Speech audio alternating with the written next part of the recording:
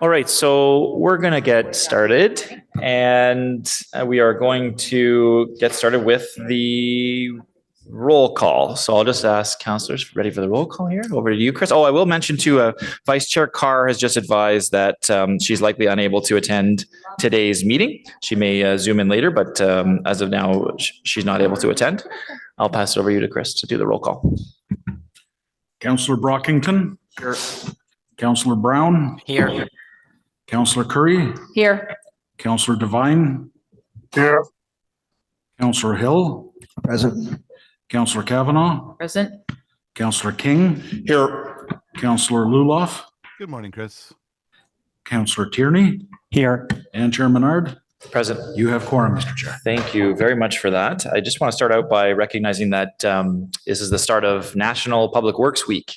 And obviously this highlights the invaluable role of our public works staff in our daily lives, including things like snow removal and waste management and the road work that goes on. It's a week to offer an opportunity to celebrate the many people who work in public works and who are dedicated to protecting and improving our quality of life. So thank you to all of the City of Ottawa workers. Wanted to start on that note. Also wanted to recognize that the meeting is taking place on unceded, unsurrendered Algonquin and Anishinaabe territory. Are there any declarations of interest this morning from members? Okay, seeing none. Confirmation of minutes, or the minutes of the Environment and Climate Change Committee of Tuesday, April 16th, 2024 confirmed. Thank you very much. So on our agenda today, we've got items that we have staff presentations for each of the items, and there is delegations for each of the items as well as a few on the first one and one. So we're going to hold all of those items and get right into it. So that first item is the multi-residential waste diversion strategy update. We'll start with the presentation and then the three speakers. So over to our great staff, Shelley and Nicole. Good morning, Chair and members of committee. So today we're here to provide an update on the multi-residential waste diversion strategy, of which will provide a quick overview. And I will just stop talking for a moment until the presentation gets up, because I'll be on slide 6 by the time motor through. Perfect. Thank you so much. Great. So we're going to provide a quick overview of the whole strategy before diving into the report that's in front of us today. So next slide, please. In the spring of 2022, Council approved the multi-residential waste diversion strategy.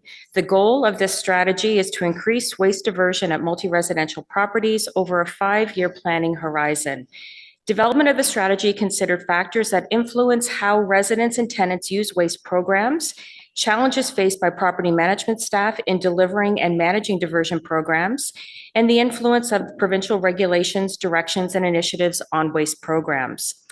We took an evidence-based approach to develop a strategy that is based on a solid foundation of best practices, comprehensive industry research, and public and stakeholder engagement. It recognizes that there are many barriers and challenges to diversion in this sector, not unique to Ottawa, consistent across the industry. The Council-approved strategy includes 5 project pillars. Number 1 is expanding organics diversion to all multi-residential properties. Number 2 is enhancing promotion and education. Number 3 is exploring pilots. Number 4 is dedicating and redesigning space for waste disposal programs. And the 5th pillar is driving change moving forward through the collection contract. When Council approved the strategy in 2022, they directed staff to return with an implementation plan for onboarding all multi-residential properties serviced by the city to an organics diversion program, including a detailed cost analysis for this implementation. Today's report focuses on Pillar 1 and Pillar 5, and I will say that work continues on Pillars 2, 3, and 4. Next slide, please. This report seeks receipt of the detailed cost analysis and implementation plan for the onboarding of all multi-residential properties serviced by the City of Ottawa to an organics diversion program. Additionally, the report seeks Council's receipt of the details for the next multi-residential collection contract commencing in Q2 2026, which includes enhancement to operations and collection efficiencies. I will now hand the presentation over to Nicole to get into the details behind the report's recommendations. Great. Thank you so much, Shelley, and good morning, members of committee. So we'll pop onto the next slide, please. So we'll do a little bit of context setting just as a reminder before diving into our recommended approach for onboarding green bins to the remaining properties that don't have a program in place. So as it exists today, the City of Ottawa provides waste management services to the multi-residential sector, and we provide services to about 2,300 properties, all of which have recycling programs in place, but just over half of those properties have a green bin program in place. So multi-residential properties are defined in the city's waste management bylaw as properties that have 6 or more residential units. And this can include apartment buildings, townhome complexes, garden townhomes. And multi-residential properties, they generally dispose of their garbage, their recycling, and organics in either large front-end load communal bins or carts. So the city provides waste management services to the majority of multi-residential properties in Ottawa. We estimate about 90%, but about 10% utilize private waste management services. You've likely heard us share before that multi-residential properties are regulated by the province as part of the industrial, commercial, and institutional sector. And as part of these provincial requirements, they place the responsibility for waste management on property owners and managers. So the city has no statutory requirement to provide waste management services to the multi-residential sector, but we have council direction to do so, and this dates back to pre-amalgamation. In the City of Ottawa, we're not unique in that. About 80% of municipalities in Ontario service the multi-residential sector. So as you can see from the slide here, diversion rates are typically much lower in the multi-residential sector, and it's given many complexities and barriers that the multi-residential waste diversion strategy will be tackling. And of course, it's not unique to the City of Ottawa. We see this across the sector in Ontario, across Canada, and even internationally. So of course, hence the development of the multi-residential waste development strategy. And next slide, please. So for those remaining properties that currently do not have a green bin program in place, we are proposing to take a tiered approach. So as you can see on the slide here, it'll be a 4-tier approach, and our intent is to be onboarding about 260 properties per year over the next 4.5 years. So the first tier to be onboarded will be properties that currently receive regularly scheduled additional garbage collection. So for context, the multi-residential sector, similar to curbside households where we have an item limit in place, we have a set allocation for the number of units within a multi-residential property. But there are a number of properties that pay for additional garbage collection. So we are proposing to tackle those first. It's an opportunity to get them onboarded to the organics program and an opportunity for some of those facilities to also save money. Moving on to tier 2, we'll focus on smaller properties under 100 units that receive regular garbage collection, but they're not receiving additional collections. We anticipate this property stock to be easier to onboard compared to some of our larger properties, where a good percentage of our properties were built pre-1990, where recycling programs weren't in place. So there are a number of different space considerations. So tier 3 is when we will be tackling the larger property, so over 100 units. And then tier 4 is for properties with constraints that would prevent them from onboarding immediately. So for example, if we're identifying and working through tiers 1, tier 2, and tier 3 in a property, upon visit by one of our solid waste inspectors, we realize that they may benefit from some retrofits as an example. We'd be putting them into tier 4 to allow some additional time for property managers to make those changes in order to successfully onboard a green bin program. At the end of the day, this isn't a box checking exercise. We recognize that there are a number of different considerations that we need to contemplate to successfully roll out a program. So next slide, please. In terms of support for onboarding the organics program, a key piece of feedback that we did hear from the property management sector, but also a key piece through our literature review as well as best practices across the industry is that there are a number of different supports that are required to successfully implement a green bin program.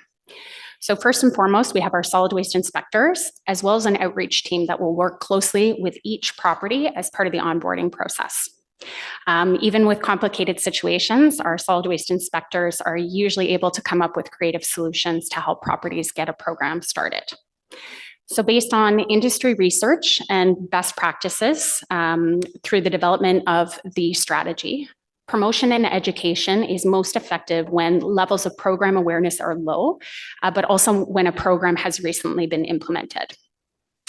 So market research that we undertook before developing the strategy identified that about 39% of residents living on our multi-residential properties fall within what we coin the disconnected market segment. So what that means is they do not divert much waste, and mainly because they have very little knowledge about waste diversion programs.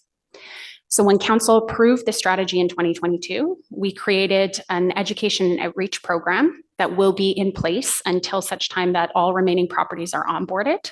They will help support both onboarding and promotion and education at properties that already have a green bin program in place. So it's twofold, supporting all new properties that are going to be onboarded, but supporting education at buildings that already have a program in place, especially given the transient nature within our multi-residential community. The outreach team will engage residents through door knocking. They'll be delivering kitchen catchers to every household, as well as materials and information about the green bin program and recycling programs, lobby booths, as well as virtual sessions. This team will also be critical in helping us analyze and track success of program rollout. So they will be responsible for conducting periodic visual waste audits to help us understand participation rates. And just one last note, of course, this program and the onboarding approach is based on best practices and successes we've seen in other municipalities who undertook similar approaches. For example, the City of Toronto and the City of Edmonton, who's also in the midst of rolling out mandatory organics program to their multi-residential properties. Next slide, please. In terms of the financial impact, so a little bit of context here. Solid waste services, our total operating budget in 2024 is $113.5 million. The total organics diversion program costs about $37.7 million.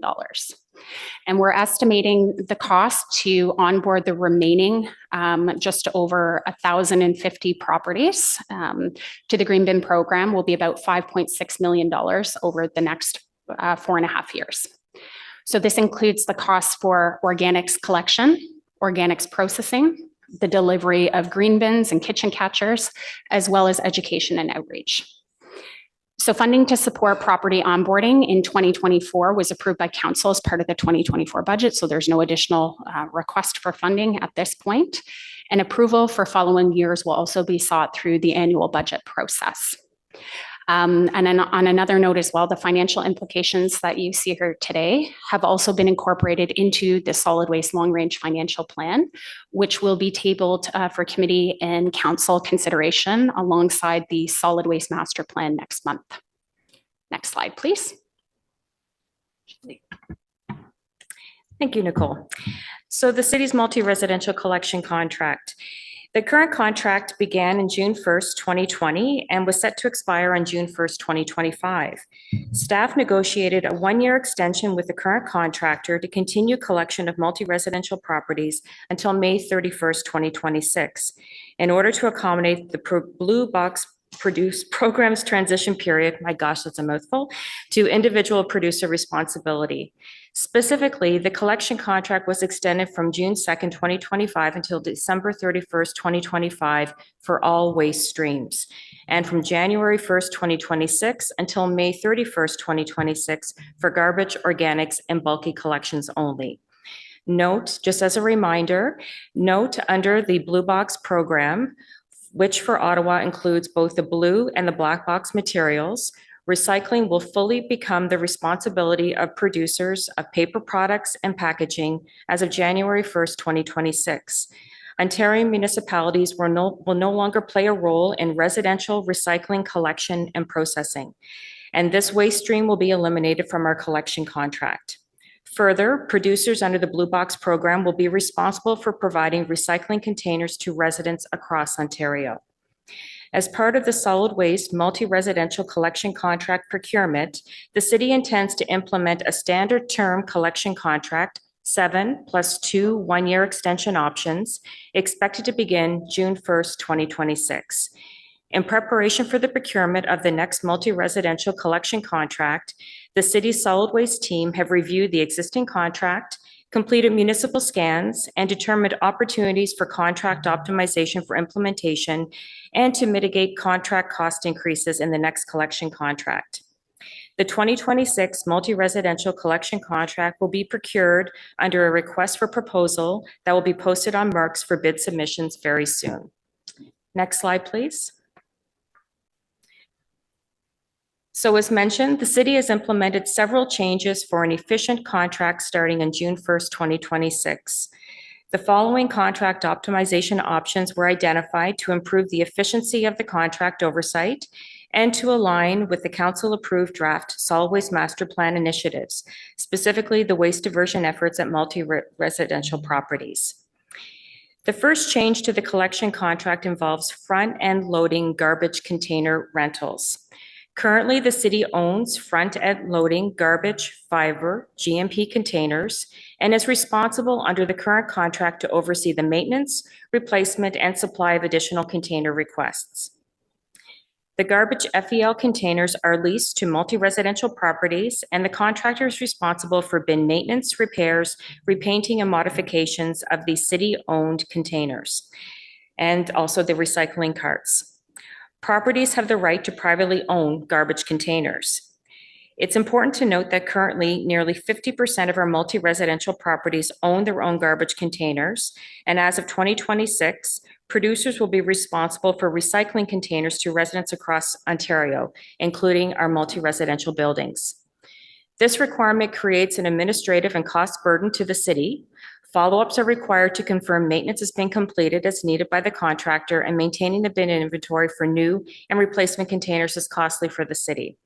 As a result, the city is looking to eliminate FEL garbage container rental services as part of the next contract. To adapt this change, the city will work with property owners to negotiate the sale of these assets already in place and in use at multi-residential properties where possible. Removing the service from the collection contract will minimize anticipated contract cost increases, eliminating maintenance and repair services to be provided by the contractor. The second change to the 2026 multi-residential collection contract impacts the schedule for organics collection at multi-residential properties. Currently, waste streams are collected by the city's contractor on a 5-day collection schedule between 7 a.m. and 6 p.m. If recycling and organics collection falls on a statutory holiday, like this week with Victoria Day, collection gets pushed to the next day. This typically requires processing facilities to open on Saturdays to accommodate waste collected as a result of these push weeks. For garbage collection, however, services are only pushed out if collections fall on Christmas Day or New Year's Day. In order to minimize the need for processing facilities to operate on Saturdays following weeks with statutory holidays, and for the staffing requirements of collection, and to support the greater rollout and anticipated increased participation in the Green Bin program, starting June 1st, 2026, the city will collect organics at multi-residential properties on statutory holidays as well as garbage.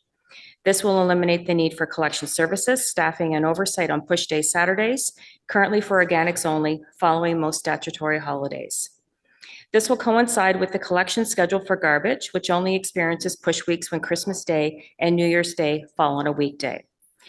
It's anticipated that this change will result in a benefit to collection and processing facilities, as they no longer need to staff operations on the Saturdays. Additionally, it will simplify collection services for properties with organics and garbage collection now abiding by the same schedule. The last item changed in the collection contract is the customer service agreement. A customer service agreement documents the details of service, including the quantity, size of containers, collection frequency, handling distances, property owner, amongst other things, and authorizes access to property. The CSA is a contract and must be completed for all multi-residential properties. The CSA is completed following an on-site visit by the contractor to the property before the start of the contract. It must be signed by both the contractor and the property owner, with a copy sent to the city. By having this agreement between the contractor and the property, it's a missed opportunity for the city to get multi-residential property owners' commitment to waste diversion. Based on an internal review, the city is seeking to bring these documents or records of service to be maintained in-house. Reasons for this change include it will ensure service details are kept up to date. We'll be able to include a requirement for the property owner to sign off on waste diversion commitments, and will reduce any liability concerns. Next slide, please. The following are the anticipated next steps following Council's receipt of the multi-residential waste diversion strategy report.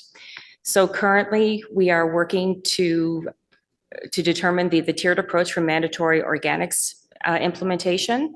And we anticipate in Q3 2024, the multi-residential contract will be awarded. With any new contract, there'll be time and attention needed by city staff in order to prepare for the next contract. That work will take place between Q4 2024 and Q2 2026.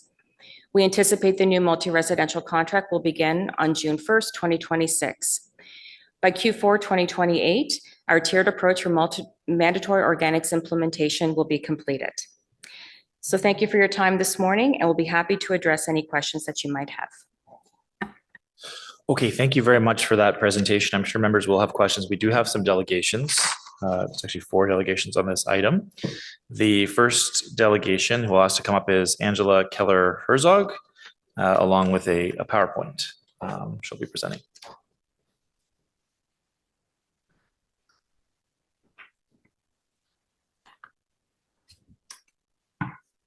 Okay, good morning. So it's wonderful to be here.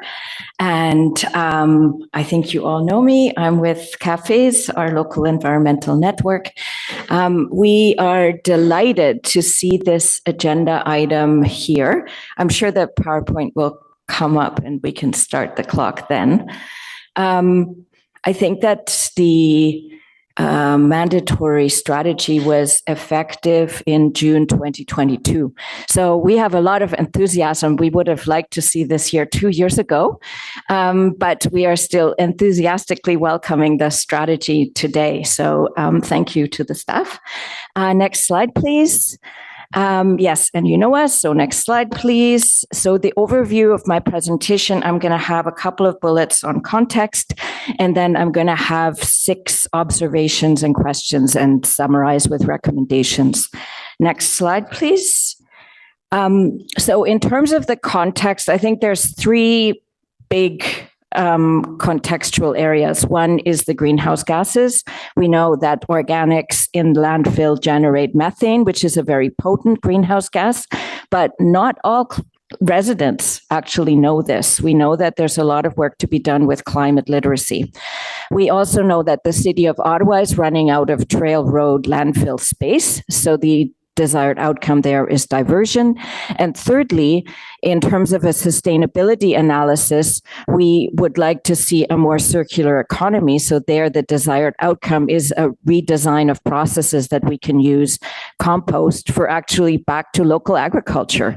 That would be the circular concept in terms of dealing with organics. Next slide, please.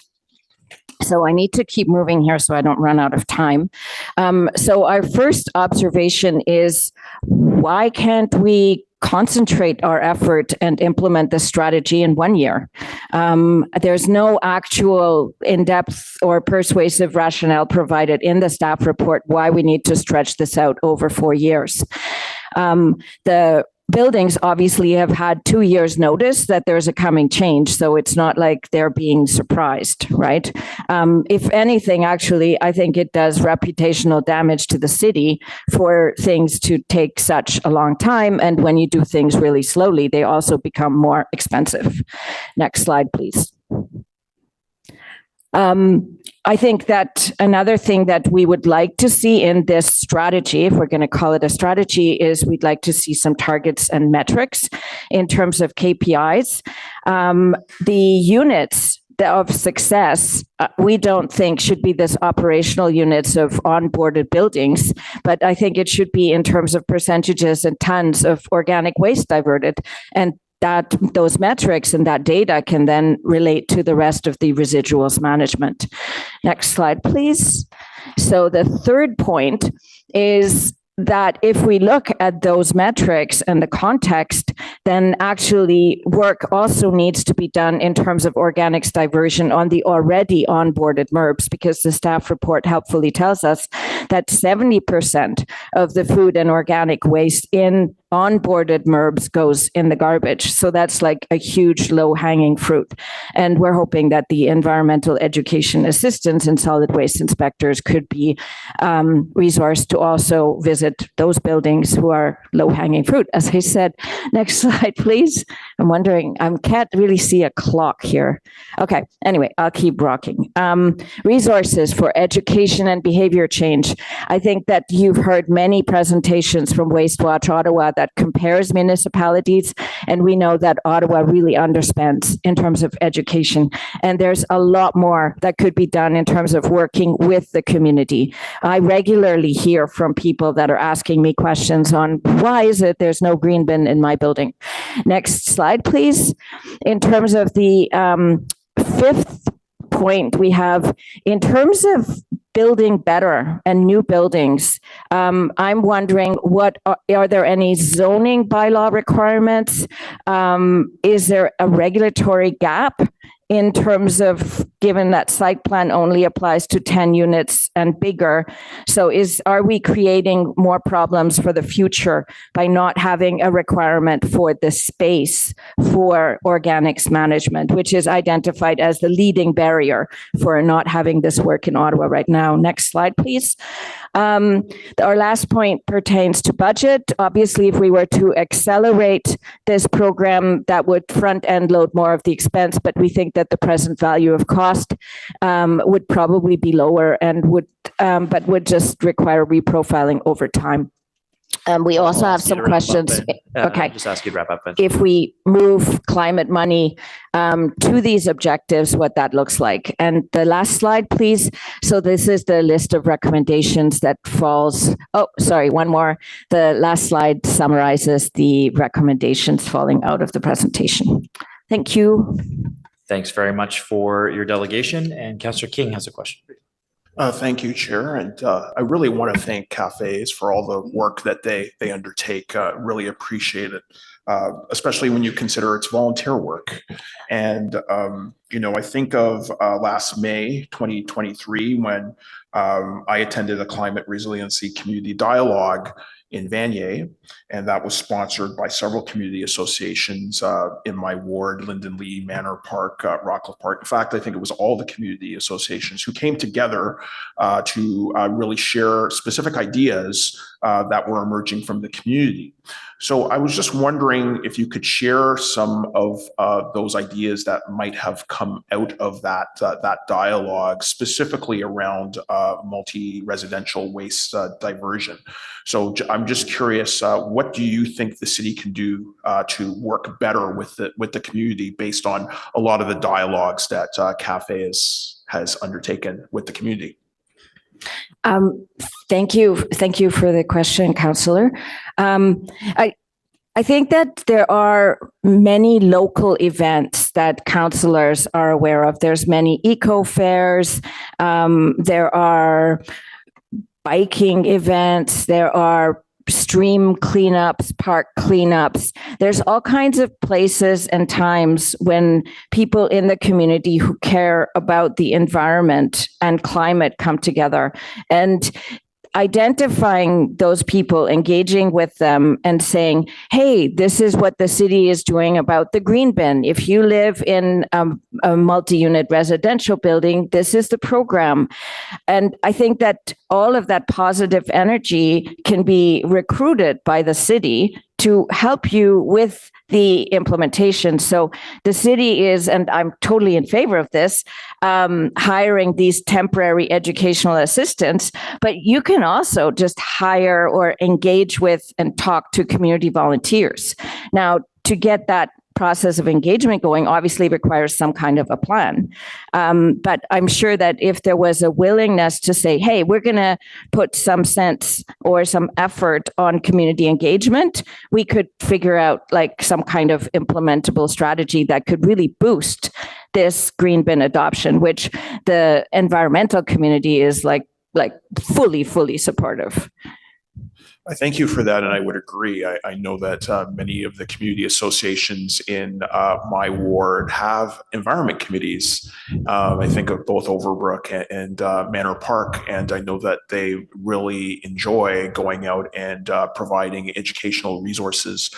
So it's something that we would obviously encourage city staff to continue to do, to work with the environmental committees, with the community associations, and with other organizations, frankly, to get the word out about this initiative, because I think that we will have to do yeoman's work to get the word out so that it's not a surprise to people.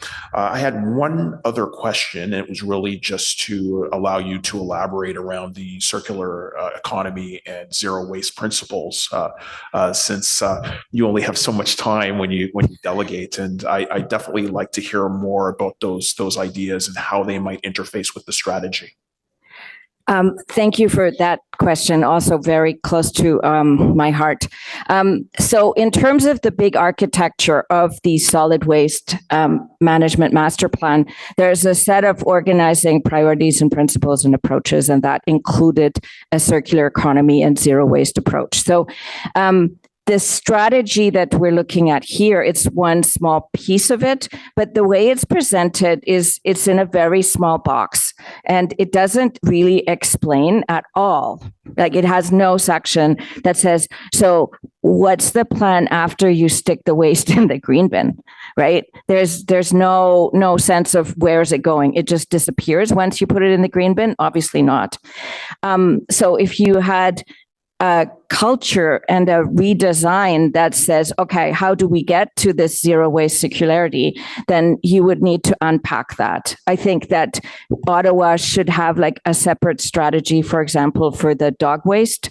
Other cities do much better, so that there can be a circularity there rather than it being a pollutant in terms of the plastic bags and the contaminants.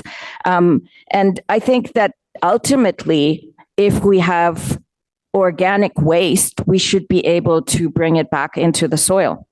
And I think that in Ottawa right now, there's an understanding that, oh, no, it's just like a big yucky mess, and like it needs to be like disappeared. And that is a culture change that we need. And I think that we ultimately cannot just continue to have this idea that we disappear waste. We need to manage it. And that's why philosophically that circular economy thing was put on top, but it needs to be implemented. It can't just be window dressing, right? And there's very concrete steps that can be done in terms of redesigning of processes. But the very first step is to start asking that question, like, well, where does it go? And this strategy, maybe to save you guys more 50 pages of reading, doesn't have that information. Thanks. Well, I appreciate that answer, and I think you're right. Less is more. We hear that all the time. And in a scenario where we're really dealing with massive reduction in landfill space, I think we also have to look at zero waste being one of the maximal areas that we really attempt to achieve in. So I appreciate the input, the insight, and also the outreach that Cafes undertakes in the communities to really enrich our reflection in terms of policy making. So I really appreciate that, and thank you for your delegation. Thank you, Chair. Thanks, Councillor King. Councillor Kavanaugh. Thank you, Chair. Thank you very much for coming out. as always. I am interested in the circular economy idea, and I'll ask staff about the possibilities of promoting that with local farms, et cetera. I think that gives people a visual of where their garbage is going or their compost is going. And I think that that's something that people need as a visual. Like you said, what happens after you dump it in that bin? And is it, why is it a good thing? So I think that's important. But in terms of events, et cetera, I put them on myself. We're going to have tables, teaching people about the importance of composting. But I always feel like I'm preaching to the choir, and that there's a whole bunch of people out there that just aren't in that loop. And the only way I can figure out to get to them is through kids, a good chunk of them, and through schools. So, and I'll ask about that, but I don't know if you've had any research on that, but, reaching out to younger people to, sometimes they teach their parents, and especially newcomers to Canada.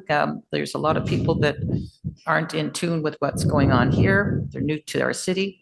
I just wanted to get your opinion on that. Thank you very much, Councillor Kavanagh, for the question.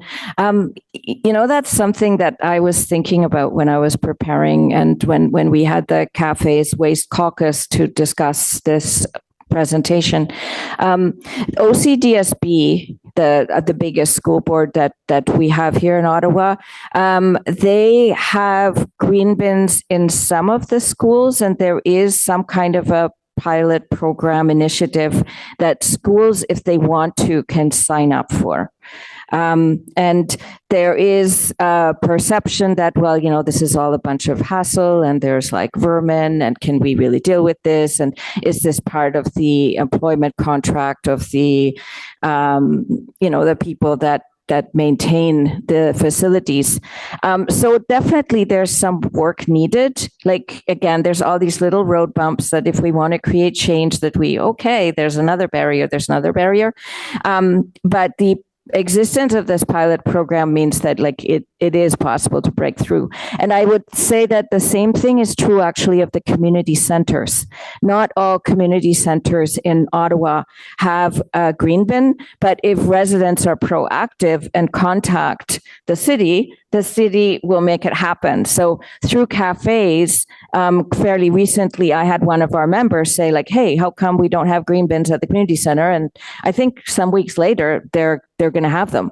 So step by step, we need to make these changes. One last thing on the circularity on the MURBs. I think what's very feasible is to have a community compost where, it's just like with a home compost, and you make some soil that you can use for your pollinator garden, or give as extra nutrition for the trees or whatever on the property. And that wouldn't be that hard to do.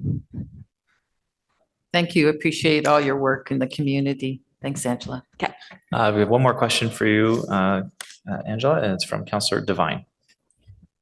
Hey, Angela, not so much a question as much as just a thank you, but that I will. And to hear that Cafes does all of this fine work as volunteers is very impressive. But I just wanted to mention that I will be asking staff questions about the extent to which we will engage the community on the education front, and I will also be asking questions about the timeline. I may not be as ambitious as your timeline, but I will be asking questions about that.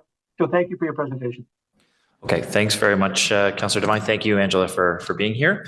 We are going to move on now to John Dickey, Chair of the Eastern Ontario Landlord Organization.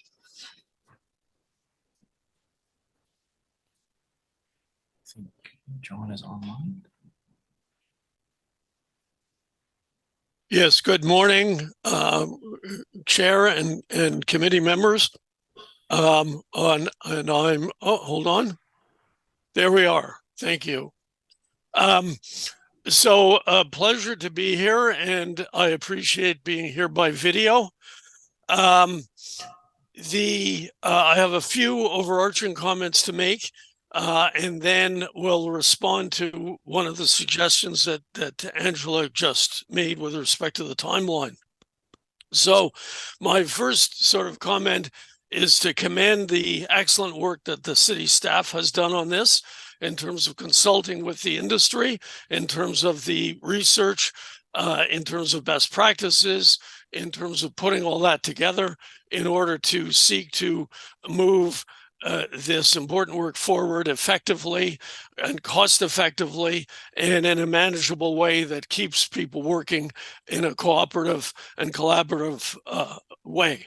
I find the solid waste staff really a delight to work with. And let me say that's not because they always agree with everything I suggest or ask for, but it's certainly because they invariably engage me, seem to listen to me, engage with me, and we have really good discussions that seem to me to enable us to reach win-win solutions. So they are terrific to deal with in that way. One of the major things that came from those discussions was this rather extensive education assistant program. And that is so important to get the messaging out to the tenants, because certainly one of the major concerns that rental housing providers have is we can't just snap our fingers and the tenants will do what they are supposed to do. One of the things we do is we manage a lot of tenant behavior, and this is one more thing which in one sense we have to manage, and it's extremely helpful to us and helpful to achieve a good result for the messages to be coming in many cases from the city, that this is something that the city needs you to do. This is something that the community needs you to do. This is not just something that your big bad landlord is telling you to do because they're bossy and they want to control your life. This is important for the community. And so that is extremely important in this. And that, of course, they're also educating rental housing providers, which is also essential and important. But it is this education piece that drives the timeline, because it takes the staff people to do that. And I mean, volunteers can be very helpful, but in many ways, this is difficult, messy work. And it needs to be done well. If it's not done well, that's bad or worse than not doing it at all. And it is the education piece to me that drives this timeline, because the city has done the onboarding that it's done on a voluntary basis. And I think, I could be wrong, but just roughly, they are anticipating working about twice as fast now that they're in the mandatory process, the obligatory process. And I would suggest to you that it would be unrealistic to expect to increase the speed by more than that. That $1.2 million a year budget that they're showing for the education, to do it properly at twice the speed would increase significantly. And moreover, it would be unfortunate for the city's employees, because at least at this rate, someone can be brought in as an EAA, trained up, gets experience, and then they still have 2 or 3 years more of a good job within the city. Whereas if you tried to speed it up, you'd spend all the time and effort training people, and then they wouldn't have a job for very long. So that would be a waste of the city's resources to train people up. And then the person would come in, have a good city job, and then, or at least a decent city job, and then lose that city job. So I would suggest to you that this timeline is right. It should not be any faster. I mean, I could see it being a little slower, especially for those properties that require the retrofits, but certainly not any faster. And if I could just say as a last point that EOLO agrees with the changes to the collection contract. Again, we were consulted about those. We went back and forth with the city staff, and on a number of occasions, we would have been willing to see other things, but those were where the staff landed, and we certainly support those changes as well. So thank you for hearing me. Thanks very much for your delegation, John. I'm seeing a question from Councillor Kavanagh. Thank you very much, John, for coming out. Appreciate hearing from the landlords from their perspective.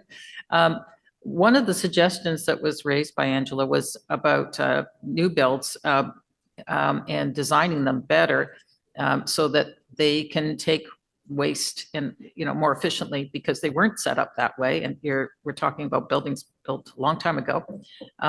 So I just wanted your comments on that in terms of retrofitting and having new builds, having better facilities.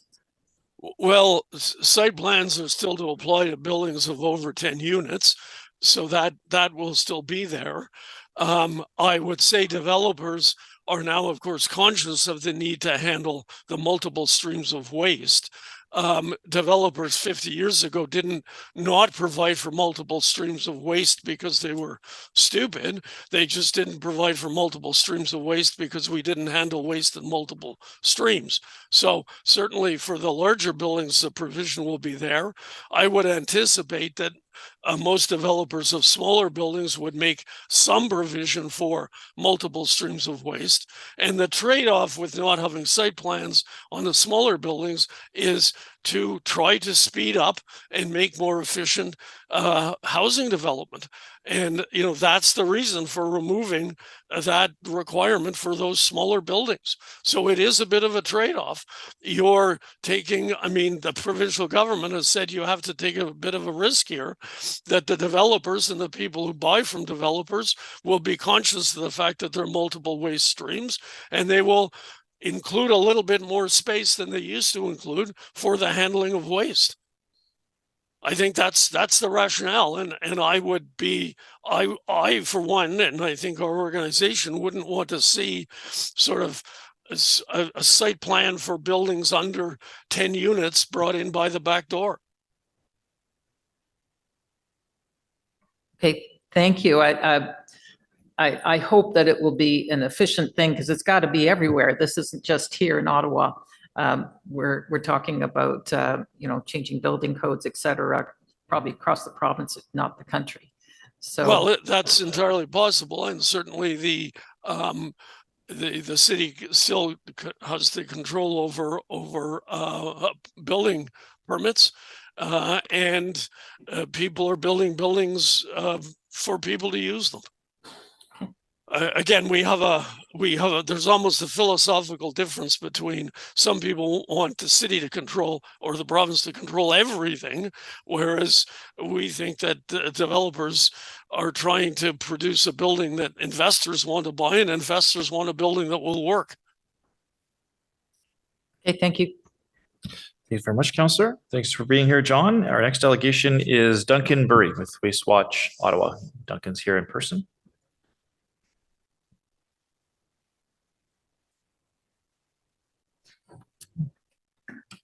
Thanks, Chair and Committee.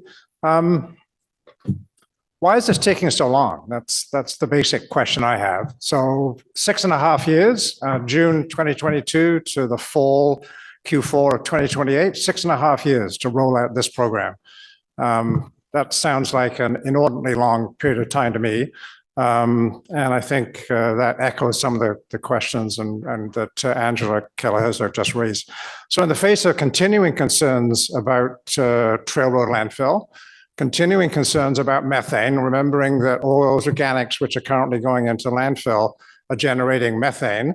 The city does collect methane at the landfill site, but they don't get it all. And so, surely this should be a much higher priority. So my question is, why are we going to take 4 years to spend, $5.6 million? Why can we not spend that money in 2 years to advance this agenda? Because I think it's absolutely critical. And I think this council and the city needs to grab this and aggressively move it. And frankly, 6.5 years to roll this program out is just not acceptable, in my opinion. That's it. Thank you very much. Okay, thank you very much, Duncan. I know members will have questions for staff around a timeline, as some have mentioned. So appreciate you being here. Thank you. Okay, thank you. Our next delegation is Ada Wara with Gentle Ways for Our Planet. Welcome. And you've got 5 minutes to address the committee. Bonjour, good morning. I'm Aida Waraf, the founder and executive director of Gentle Ways for Our Planet. My second unofficial title is the Green Bin Queen. And this is my way of saying that I'm a great fan of the Green Bin program in our city. Our not-for-profit organization supports individuals in Ottawa with educational tools and opportunities to help protect the environment. We organize tree planting events with youth from cultural groups. Our last event was in Barhaven. We promote the Green Bin. In 2023, we participated in 10 community events where we promoted the Green Bin program. We promoted it online, and in our last project, for which we received a small grant from the city, we're encouraging restaurants to add more plant-based items on their menu. We're doing all this to help reduce our greenhouse gas emissions and to promote environmental wellness. What I'm going to do here is to share with you what we learned over the past year and a half from working with the property managers. And I have one recommendation. Our goal was to onboard as many buildings as possible through champions. You all know that there are many people, particularly tenants, who like to have the Green Bin in their buildings, but they haven't been successful in convincing their property managers to sign up. Our goal, as I said, is to onboard through those champions as many buildings as possible. Also, when buildings have already signed up, our goal was to increase participation. My building, for example, had signed up, but the volume of our diverted organics were very small. Okay. And this is what we did. In total, we approached 8 property managers across Ottawa. Sandy Hill, Centertown, Billings Bridge, Montreal Road. They are tall buildings and condo boards of directors. In 2 of these buildings, the Green Bin was already in place. But after we presented some educational materials, we held kiosks in the lobby of those buildings. And after only 2 months, the volume of the Green Bin doubled. And I was surprised to see that some tenants, some residents in those buildings were not aware of the program and didn't know how to use the Green Bin. So raising awareness and educational programs are effective. The rest of the building, the Green Bin champions wrote to we provided communication tools. Actually, we developed a comprehensive guide to show the champions how to do it, how to approach property managers, board of directors, and how to hold the kiosk.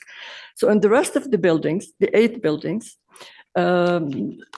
property managers told us, since the program is not mandatory, we're not going to do it. So as long as we don't have to do it, we won't do it. Nobody said we don't have space for it. In one case in Sandy Hill, they said we tried it a while ago, but it was too messy. Some tenants dropped some food scraps, and therefore we decided to stop it. So we've been hearing about our landfill reaching capacity 10 years from now if we don't change our waste management practices. So we all agree that diversion of organics is feasible, necessary, and effective way of prolonging the life of our landfill. Diverting organics as quickly as possible will also help reduce GHG emissions. Now, I read the strategy, the implementation plan, and I know that in your 4th tier buildings, people have to do some retrofits. But in general, I find the 4-year plan is way too long. And again, based on what I heard directly from property managers, if it becomes mandatory, they'll have to do it, and they will do it. There are many volunteers who are supremely committed to promoting this program. There are community organizations like us who are there to work with you. We worked very, very well with Lindsay Webley when she was in charge. She moved on to something else. But we're eager and very, very committed to working with you to raise awareness, to educate. Even when people sign up, they still need to learn about it and to be engaged. So my recommendation is that the onboarding process for the Green Bin program be implemented faster. Again, I'm proposing 1 year, and we're here to help you rather than waiting for 4 years. Thank you. Your time for your delegation. Appreciate that very much. Yes. I'm not seeing questions, but I do have a question for you, and just wanted to say thanks for all your work for volunteering to do this sort of thing in buildings. I wanted to know what your advice would be to either building owners or because I know when I knock on doors in high-rise buildings, it's always a top 2 or 3 issue. This one is getting the green bin in the building if they don't already have it. They want it in there. The residents in my ward in those taller buildings want it there. So what is it that we can do or say, or how to educate in getting it? Obviously it's mandatory, and it's mandatory in other cities now too. But what's your advice, I guess, to get people to start to use the green bin once they have it? We heard another delegation talk about the fact that though some buildings have it, people aren't using it as much as we'd like. What can we do to make sure that people are utilizing the green bin and being educated on how this can help? Yes, once it becomes mandatory and property managers know that it is expected of them, then the next step is to do what we did in 2 buildings very successfully, to hold kiosks in the lobbies of those buildings. Of course, you'd have to coordinate with the manager or condo board of directors, if it's a condominium, inform the residents about a kiosk and provide educational materials, speak with the residents, show them how to use it. I had to show actually somebody how to use it. It's like they held, and you were very good to us. You provided some free bins, those small bins. I had them on the kiosk. I showed actually some people how to use it and where to take it in the building. So this kind of engagement is very effective, we found, based on our experience.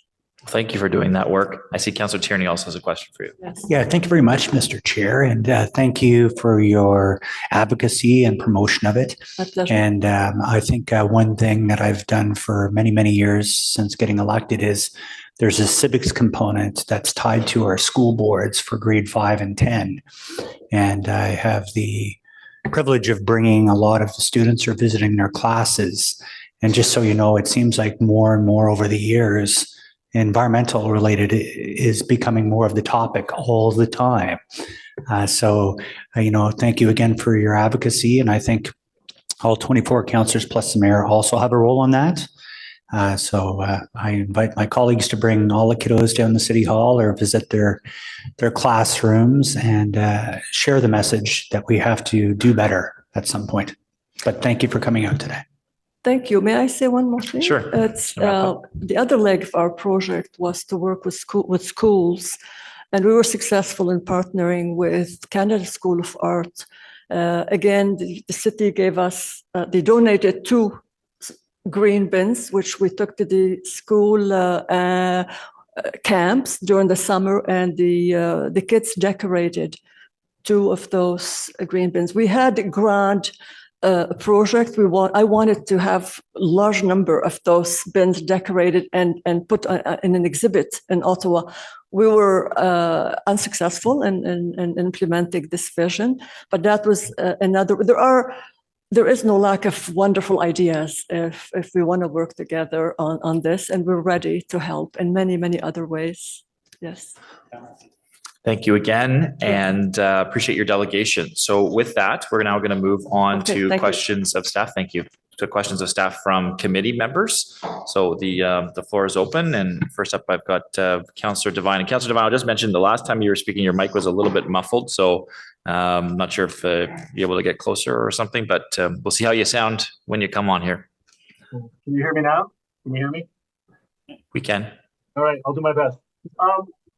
Hey, thank you very much, Nicole and Shelley. One of the delegates said earlier that your team is a delight to work with, and I just want to concur. You make garbage fun to talk about with you. You have probably the toughest job, one of the toughest jobs in the city, and I really appreciate the work you do. What I want to do is I want to zero on a couple of questions raised by staff pertaining to timeline, but then some other issues. And I want to recognize here that I think we have. I'm very appreciative of the goals and that you put forward, but yes, I am worried about the timeline. To a certain extent, it does feel, in light of the crisis that we all recognize, it does feel somewhat like taking a phased approach to putting out a house fire. And I think the opportunity we have is we have general public recognition of this crisis, and as we've heard from several delegates, a willingness to get involved and to act. So with regards to the 4-year timeline, I heard a few delegates make reference to accelerate that to 1 year. That would be quite ambitious, but can you speak a little to what is the rationale behind putting this timeline over 4 years?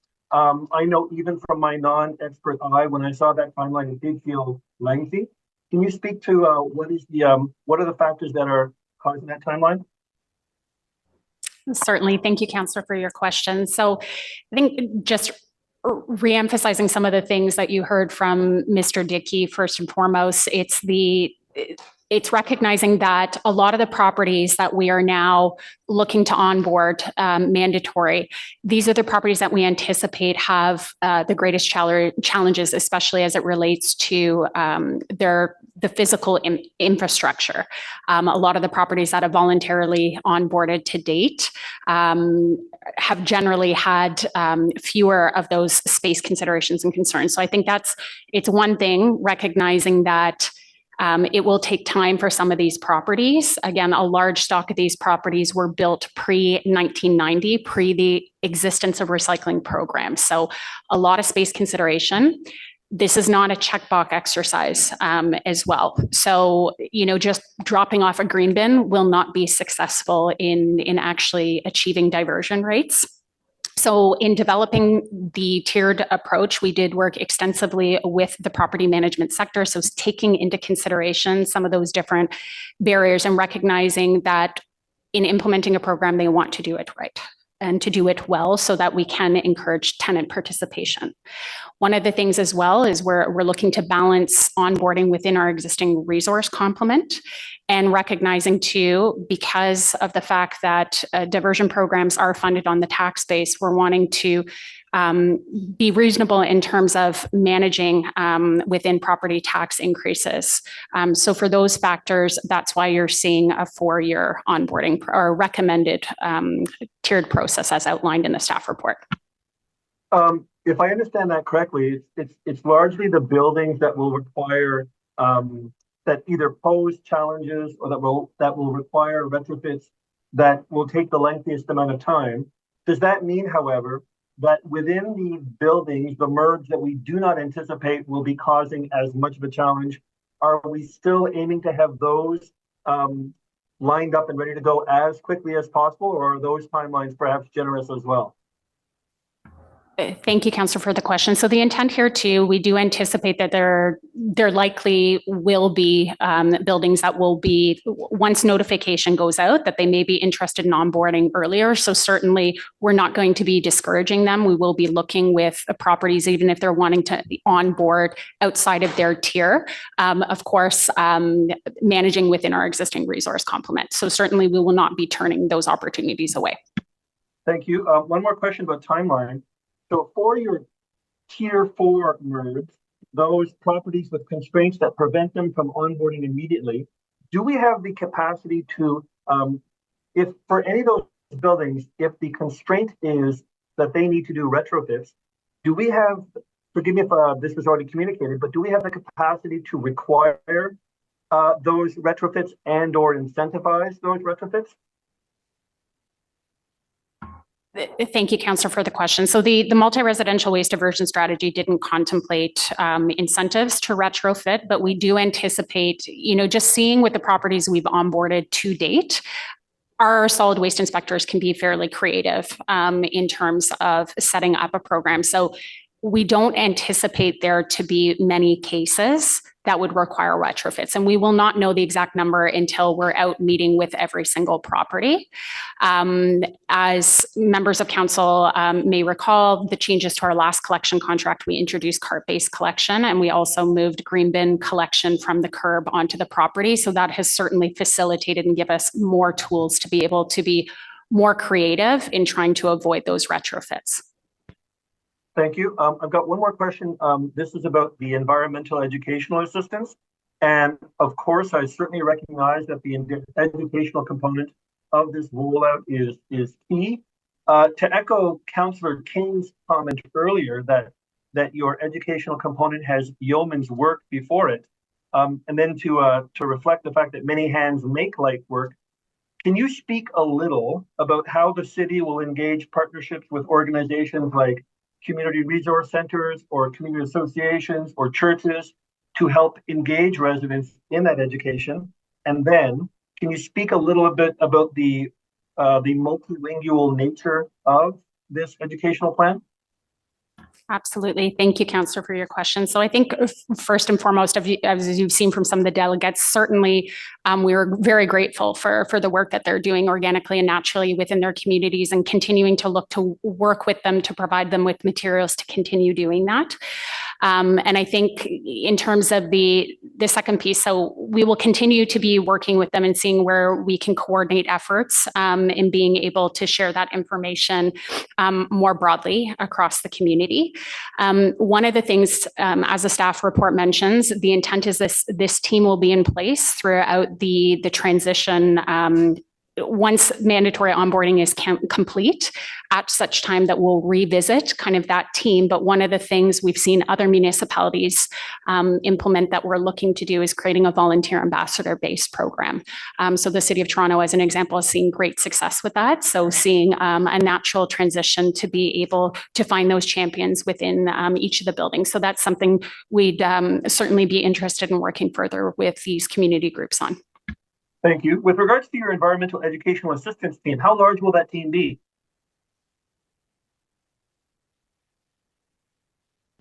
Sorry, Councillor, I couldn't hear you. Can you repeat the question, please? Sorry. With regards to your outreach program, your environmental educational assistance, how large will that team be? Thank you, Councillor. So we have 6 part-time educational assistants. Thank you. I'll listen to my colleague in the debate. I may speak to you later about timeline or between now and the council meeting. But thank you, Chair. Thank you, staff. Thank you, Councillor. Councillor Tierney, please. Great. Thank you very much, Mr. Chair. First of all, Nicole, it's hilarious because I think you were one of the first people I met when I started here at City Hall. And oddly enough, Maria McRae was leading the charge on environmental issues. I think Elmsmere Towers, we went in there and had a green bin. I did a photo op hopping out of a green bin, trying to get them into high rises. The split trucks, all of the initiatives of biweekly garbage where, you know, there was threats of it being left on our lawn. So there's a lot of progress made back then. And maybe you can enlighten me just a little bit on how we wanted to make that first attempt with apartment towers versus what we're going to do this time that's going to make it different. Thank you, Councillor. And I vividly remember the jumping out of the green bin story. So certainly, the green bin program was implemented 2010, 2011 is when it was offered voluntarily to the multi-residential sector. So it's been since 2011 that we've had over half of properties onboarded voluntarily to the program. So certainly where this differs is recognizing that we've put a lot of effort into that voluntary onboarding. And we're kind of at that point now where in order to kind of transition, we know, or to have green bins in all properties, that it is requiring this mandatory requirement for making it a condition of service. So just dating back as well to 2022 is when council made it mandatory to become a condition of receiving waste management services from the City of Ottawa. So as of June 1st of 2022, that's where all new properties being built and onboarded to waste collection services are now required to have a green bin property in place.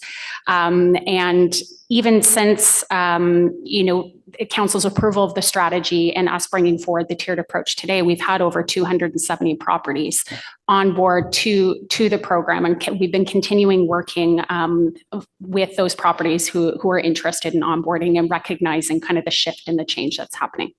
And that's amazing. And, I look at where we are coming from till now, and there were some questions about our timelines. I think it's a fair assessment that probably 2.5 years, a lot of our programming was stalled out due to COVID and kind of living. Is that a fair assessment?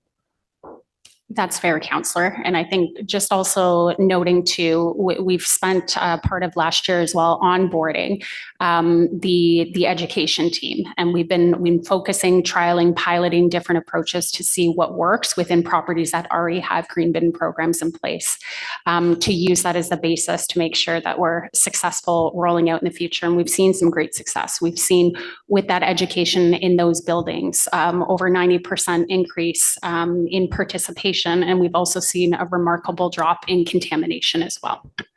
Great, thank you. And of course, my thoughts when it comes to multi-residential. We've been working very closely together. I know a lot of the answers, so it's kind of a tee up. It's just more about if we could talk about the timelines and the engagement with our CCCs, or our Carleton Condominium Corporations, their chock-a-block. This morning, I went out and I saw on one of the pads locally near us, 4 cat trees, a cat carry, a bloody mattress. OPS may want to look into that one, and a whole amount of garbage, which is always concerning. And I think that's one of our big target zones. Can we expand on just briefly what the timelines are, what the engagement will be with the condos? Because obviously policing it is almost impossible. So it's really going to come down to the property owner, I think, and getting a strategy in place that works for them. Certainly, Councillor, thank you for that. And we're actually going to touch a little bit more on that exact issue with the common pads in the next presentation related to the 3-item limit.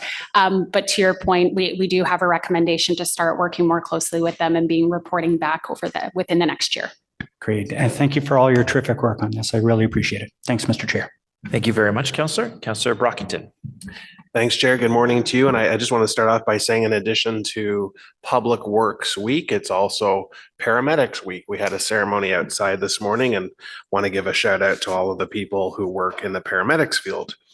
I think some of the frustration with the dates, the implementation date, is we have not been talking about this since 2022.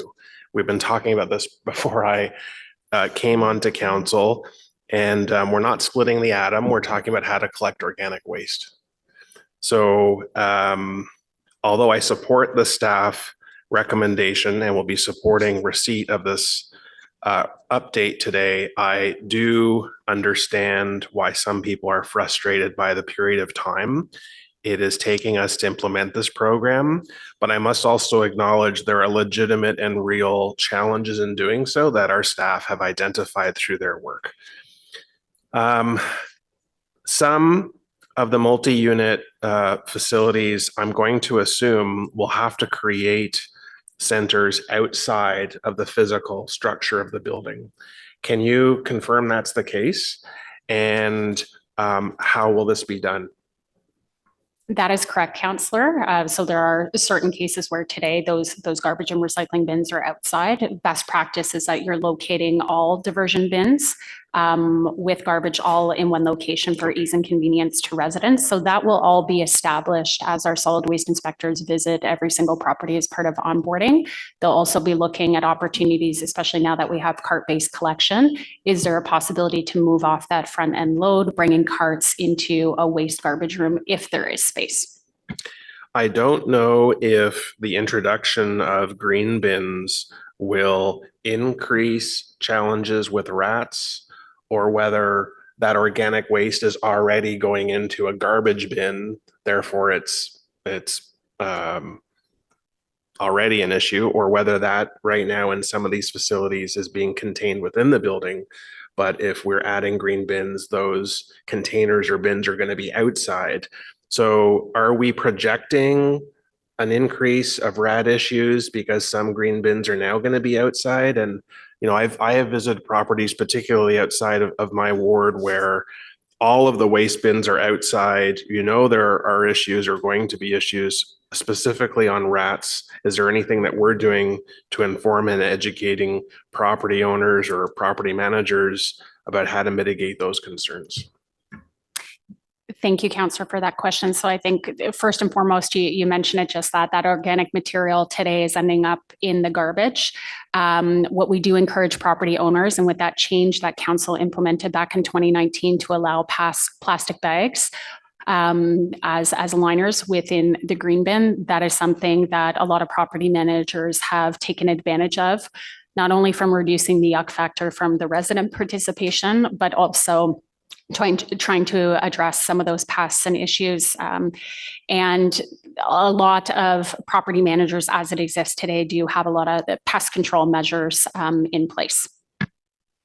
Okay, I appreciate that. And certainly when I campaign, I see a lot of interesting things, but certainly we don't want to make issues in neighborhoods worse because of this introduction.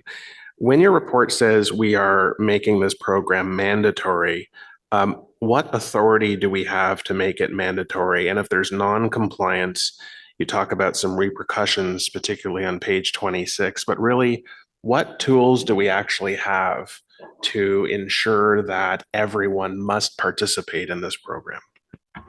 Thank you, Councillor, for the question. So as I opened in today's presentation, of course, one of the complexities, multi-residential properties are regulated by the province, where the property manager, as part of the industrial, commercial, and institutional sector. So property managers are responsible for waste management collection.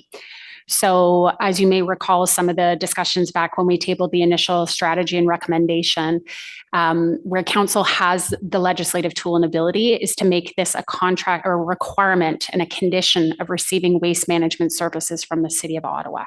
So that is what we're moving forward with. In terms of the compliance means, as we're working through each of the tiers, at the end of each tier, if we have properties after multiple notices that refuse to onboard, they will receive notice that they will no longer be eligible to receive waste collection services from the City of Ottawa.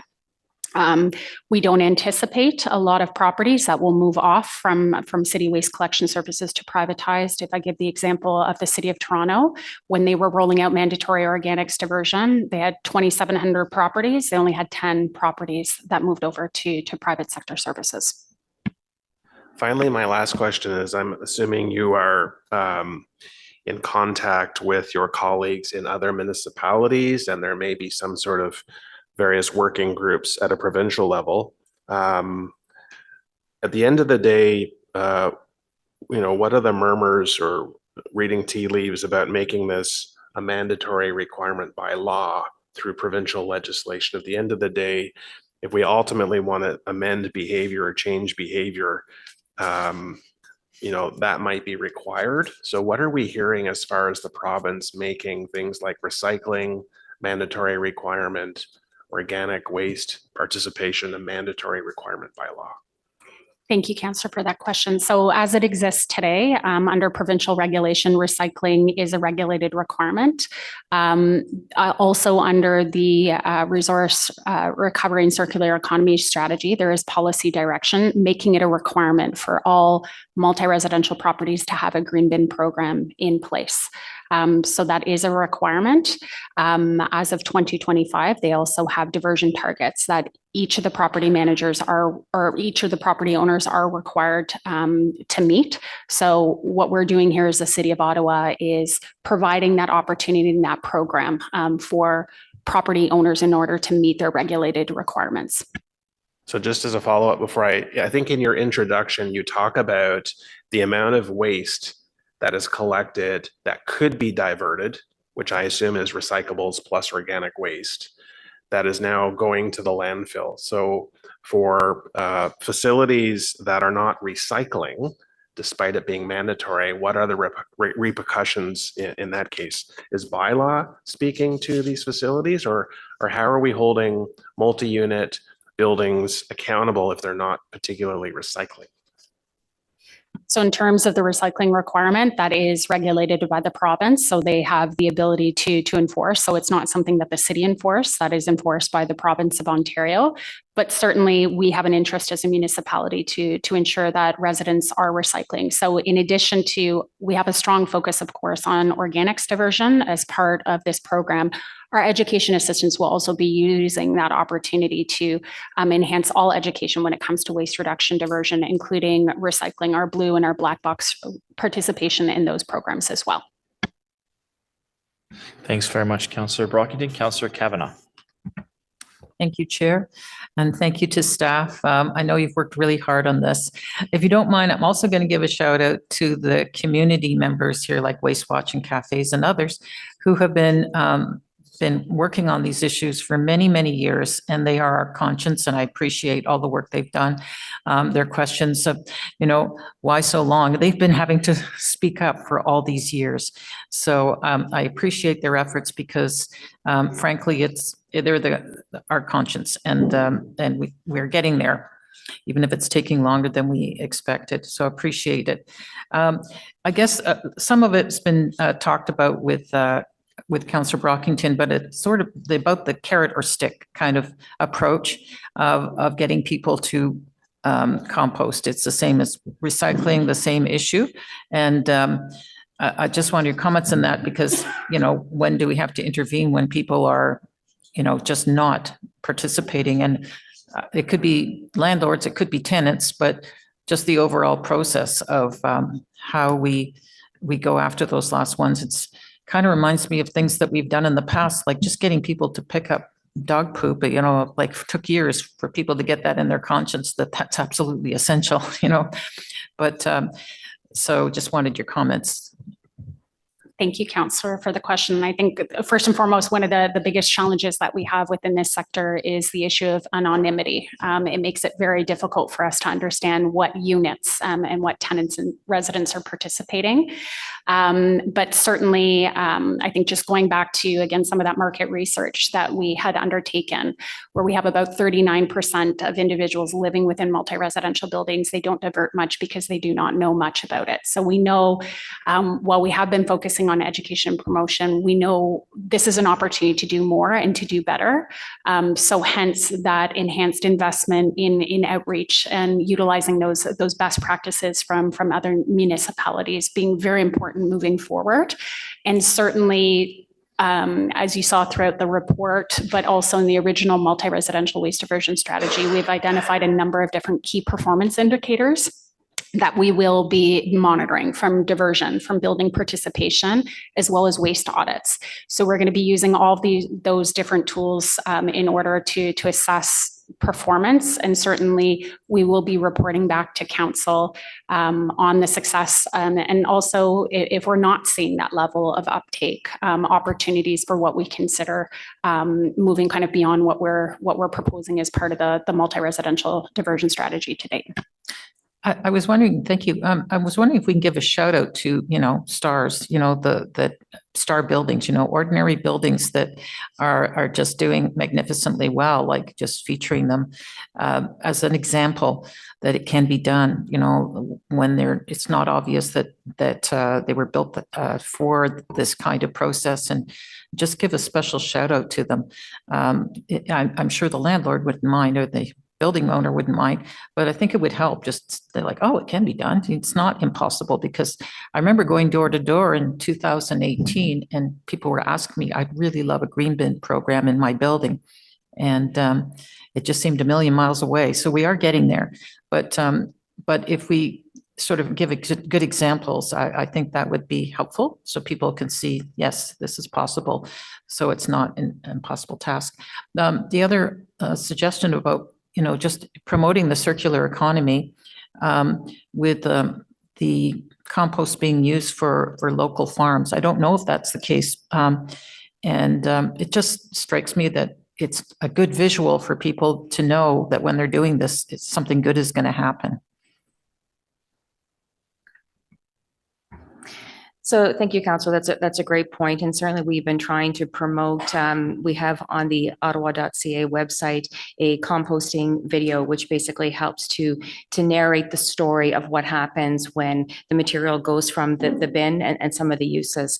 And so as Nicole mentioned, through some of the communication, it's really pushing out those pieces as well as pushing out those pieces in different languages so that people whose first language is in English or French have an understanding and appreciation for what this program is all about and what some of those benefits might be.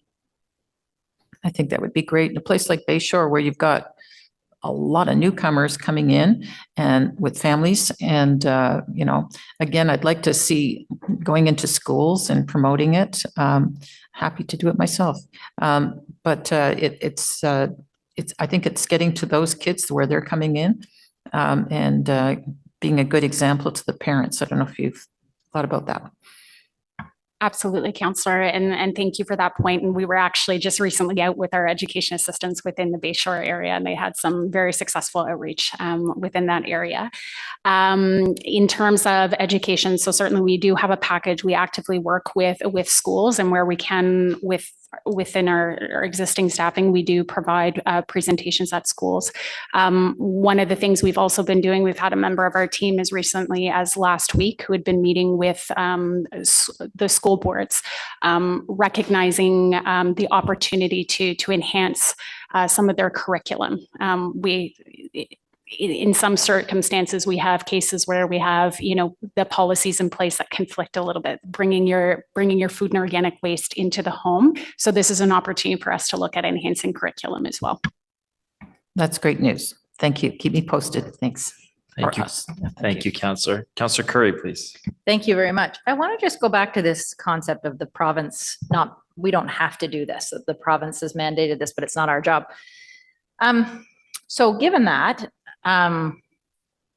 so other municipalities do it. We've been doing it for a long time. Did you give some thought to us not doing it at all? Councillor, if I could go back from our last team, or pardon me, last term of council, when the direction for the waste plan was set, it was council's direction at that time to continuing providing services to the multi-residential waste. Yeah, fair enough. But did you consider not doing it at all and telling us why? No, we have not, Councillor. You're just doing what you're told and that's that. Well, I mean, I guess I would prefer that there be some analysis of that, what that actually looks like. Because if it is something that the province is mandating that municipalities are doing, fair enough that we do it because it's a good thing to do, but we don't have to do it. And it would be good for councillors to be able to see, you know, exactly, we see the budget numbers, how much it costs us, but what else could happen? We could say to the province, and have we never said to the province, sure, we'll continue to do it, but you have to pay for it. Have we tried that? Not exactly that, Councillor, no. Is there something else we've done? We've done a lot of advocacy work focusing on changes to provincial regulations to enhance diversion within this sector. Okay. Given what we are doing, you know, this 4 days push day, I know this isn't totally, but you did talk about in your presentation that we're not going to have that push day to Saturday and that, you know, we're bringing this other component in-house. What are the savings to the city for these different initiatives? Council, we won't know specifically until we have the results of the RFP. Okay, but has someone done a business case though to see that this would be saving us some money by doing these things that you're recommending? We'll get back to you, Councillor, on that piece. I'm just wondering if there's been any analysis of the environmental impact of just having more trucks on the road. Yes, we have less methane being produced, but have we also done the analysis to say, well, if we have fewer trucks on the road now, but we put more trucks on the road to do the multi-residential, what the environmental impact is of that? So we've not done a full environmental assessment impact of completely removing service to the multi-residential sector, Councillor. But as part of, as we do look at new collection contracts, we do look at the environmental impact and trying to reduce the amount of trucks on the road as part of our contracted services. Okay, we'll get that data at some point, what the analysis is. As part of the RFP process, the vendors that are going to be bidding will be providing opportunities of how they're going to reduce their environmental footprint. So that'll be part of the analysis as part of looking at the entire package when that RFP comes back. Okay, for sure, for them to reduce their environmental footprint, but what about us as a whole city? You know, we have methane potentially being reduced, but we have more trucks on the road. We have the province taking over some of the blue box stuff, but we don't know how many trucks that will mean. We have 4 days instead of going to Saturday. Is there sort of an analysis of how much greenhouse gas emissions we're producing by doing all this recycling?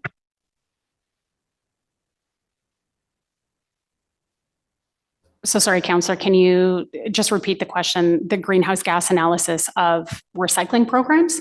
Yeah, and we're doing more in terms of the composting multi-residential. And if we wanted to say now start doing more restaurants, is there an analysis of that? So Councillor, as part of the solid waste master plan, we did extensive greenhouse gas analysis. So certainly something I can follow up with you on. And just for context too, for the organics program for the multi-residential collection contract, we have 2 vehicles servicing organics across the city. Okay, I think it would be interesting for us to get that kind of data. I just have a couple more questions.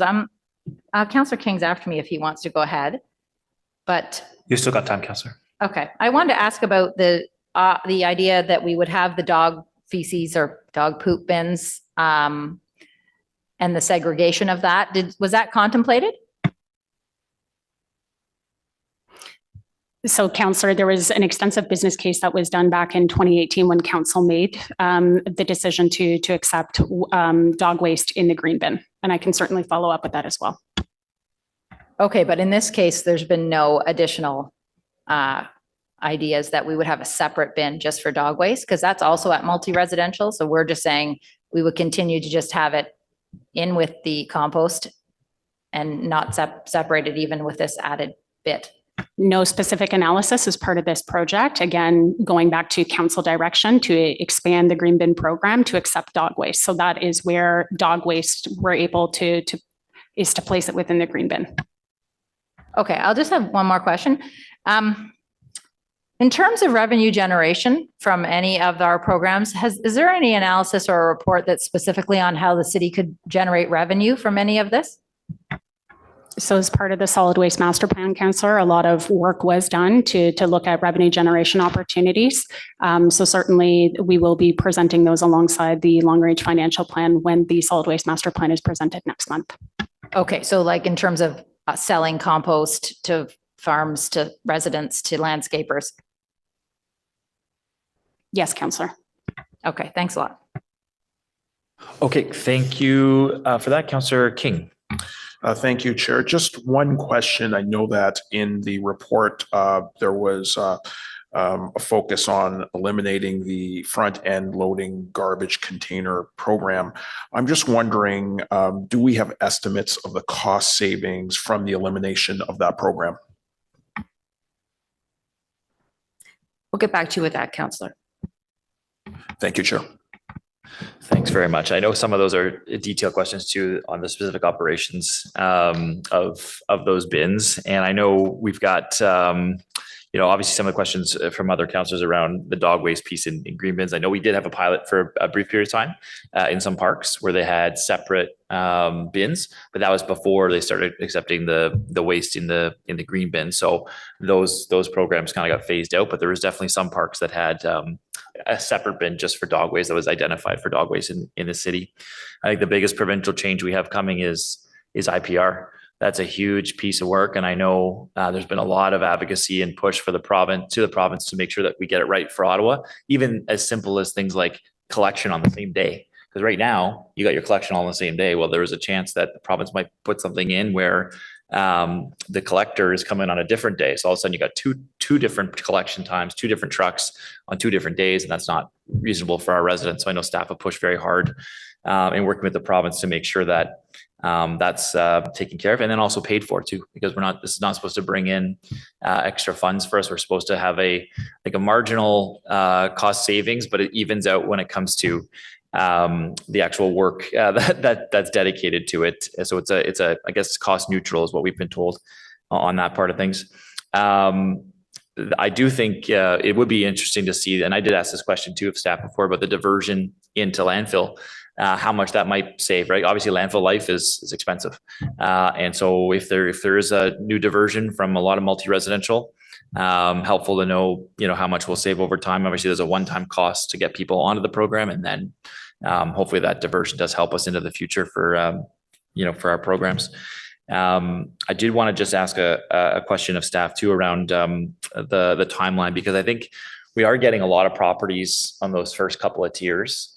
So is there like a rough percentage that we might have by, say, the end of this term, by the end of 2026, how many multi-residential properties that we're currently servicing do you anticipate we'll have on board? I know there's some that are really tough, but is there the ones that we're trying to get on board in the next couple of years? Do you have a percentage or a rough figure that you could give us?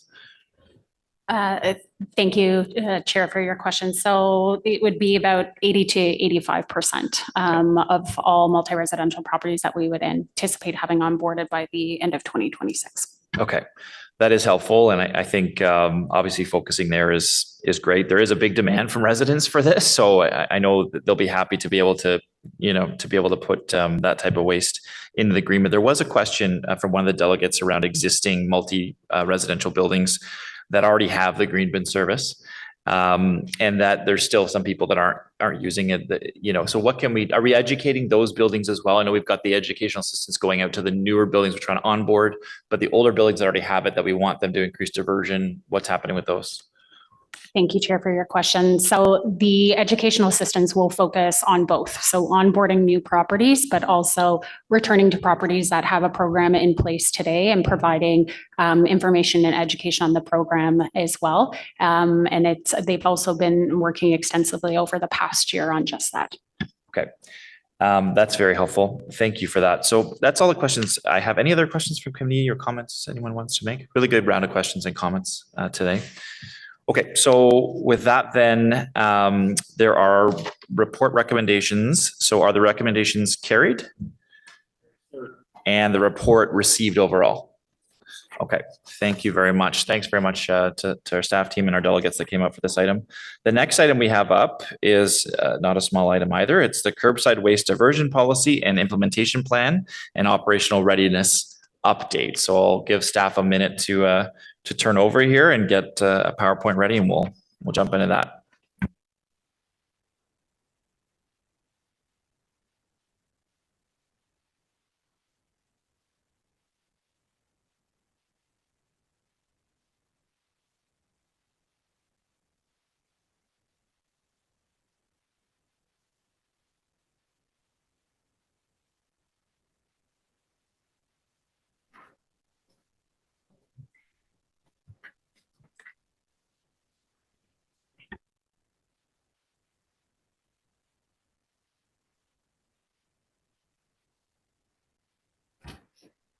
Okay, we're still here. Thank you so much for joining us for part two.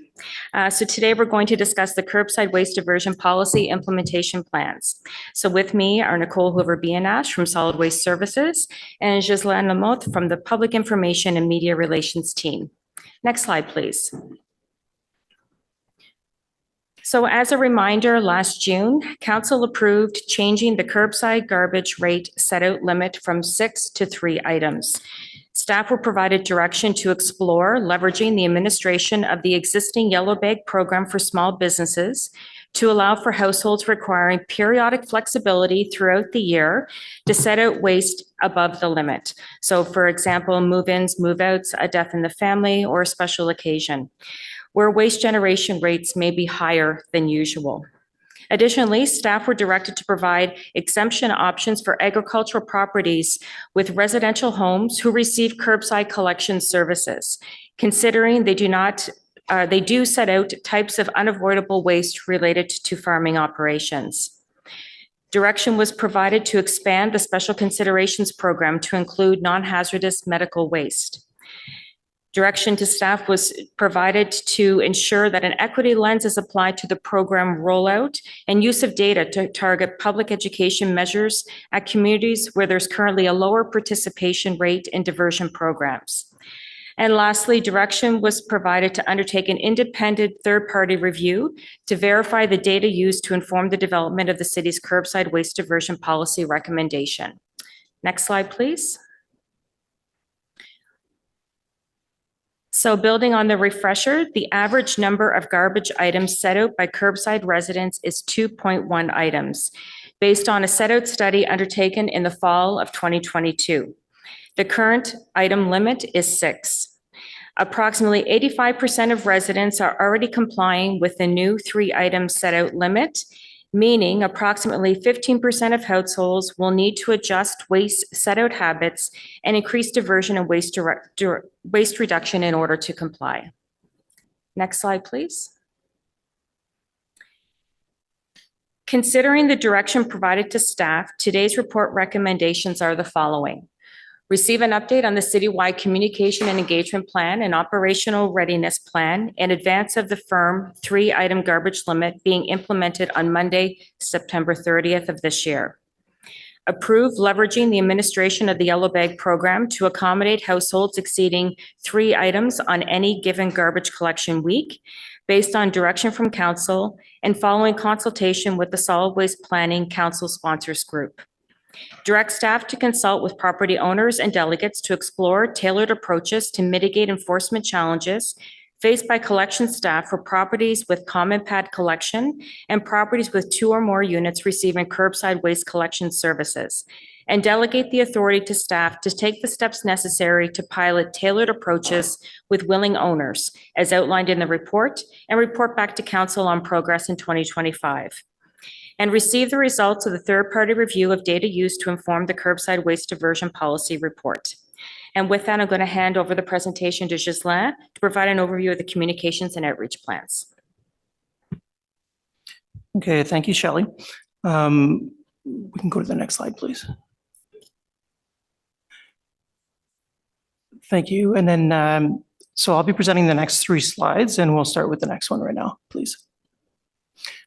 So for this slide, it's really identifying who the target audience is. For this project, we have all residents receiving curbside garbage collection, residents living in areas with lower waste diversion rates, owners and operators of properties eligible to participate in agricultural programs, and then residents whose first language is neither French or English. And the reason for that particular item is because we want to make sure we're reaching as many residents as we can in Ottawa. Now, every aspect of the campaign is going to be informed by the data and insight from the previous market research. We had done extensive market research back in 2018 and 2019, and again in 2021.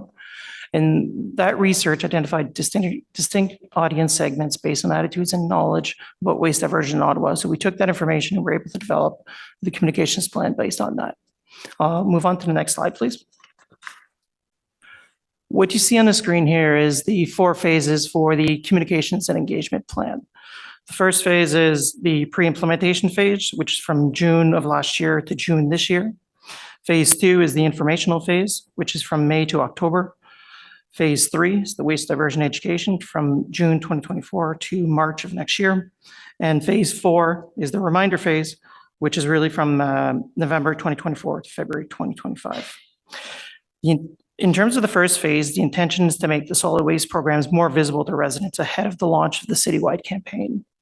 It includes communication materials to promote the waste collection calendar, tips on how to sort your waste, how to obtain a green bin, promoting circular economy events like the repair workshops that just took place recently that were quite successful, and other solid waste programs. This also includes the communications that took place back in June of last year, the committee debate and the council debate for the 3-item limits, and obviously the communications that have come out of this committee and then council next week. In terms of phase 2, the informational phase, this phase starts 4 months prior to the start of the service change. What we're trying to do here is really to ensure that curbside residents are aware of the program changes, which includes instructions for proper set out, the number of items or containers, the size and weight limits, how to register for the expanded special considerations program, and the agricultural exemptions. The tactics will include a mail out to every single curbside resident. We're going to be preparing kits for counselors. There'll be information videos. There'll be detailed information on ottawa.ca. Be participating in media interviews, social media. There'll be paid advertising, which will include targeted ads in multiple languages. It's important to note here that the mail out go out in early September, so about 1 month before the change, once people are back from their vacation. But there will be some communications throughout the, starting in June and going out throughout the summer. In phase 3, with the waste diversion education phase, this phase is actually quite similar to phase 1, where we're continuing to make the city solid waste programs more visible to residents. It includes the promotion of the blue, the black, and the green bins, the hazardous waste depots, the take it back programs, the waste diversion tools and resources that exist for residents. And there'll also be a focus on illegal dumping here. On phase 4, which is the reminder, so after the program is started, there'll be continued placement on city's promotional tools, and there'll be paid advertising.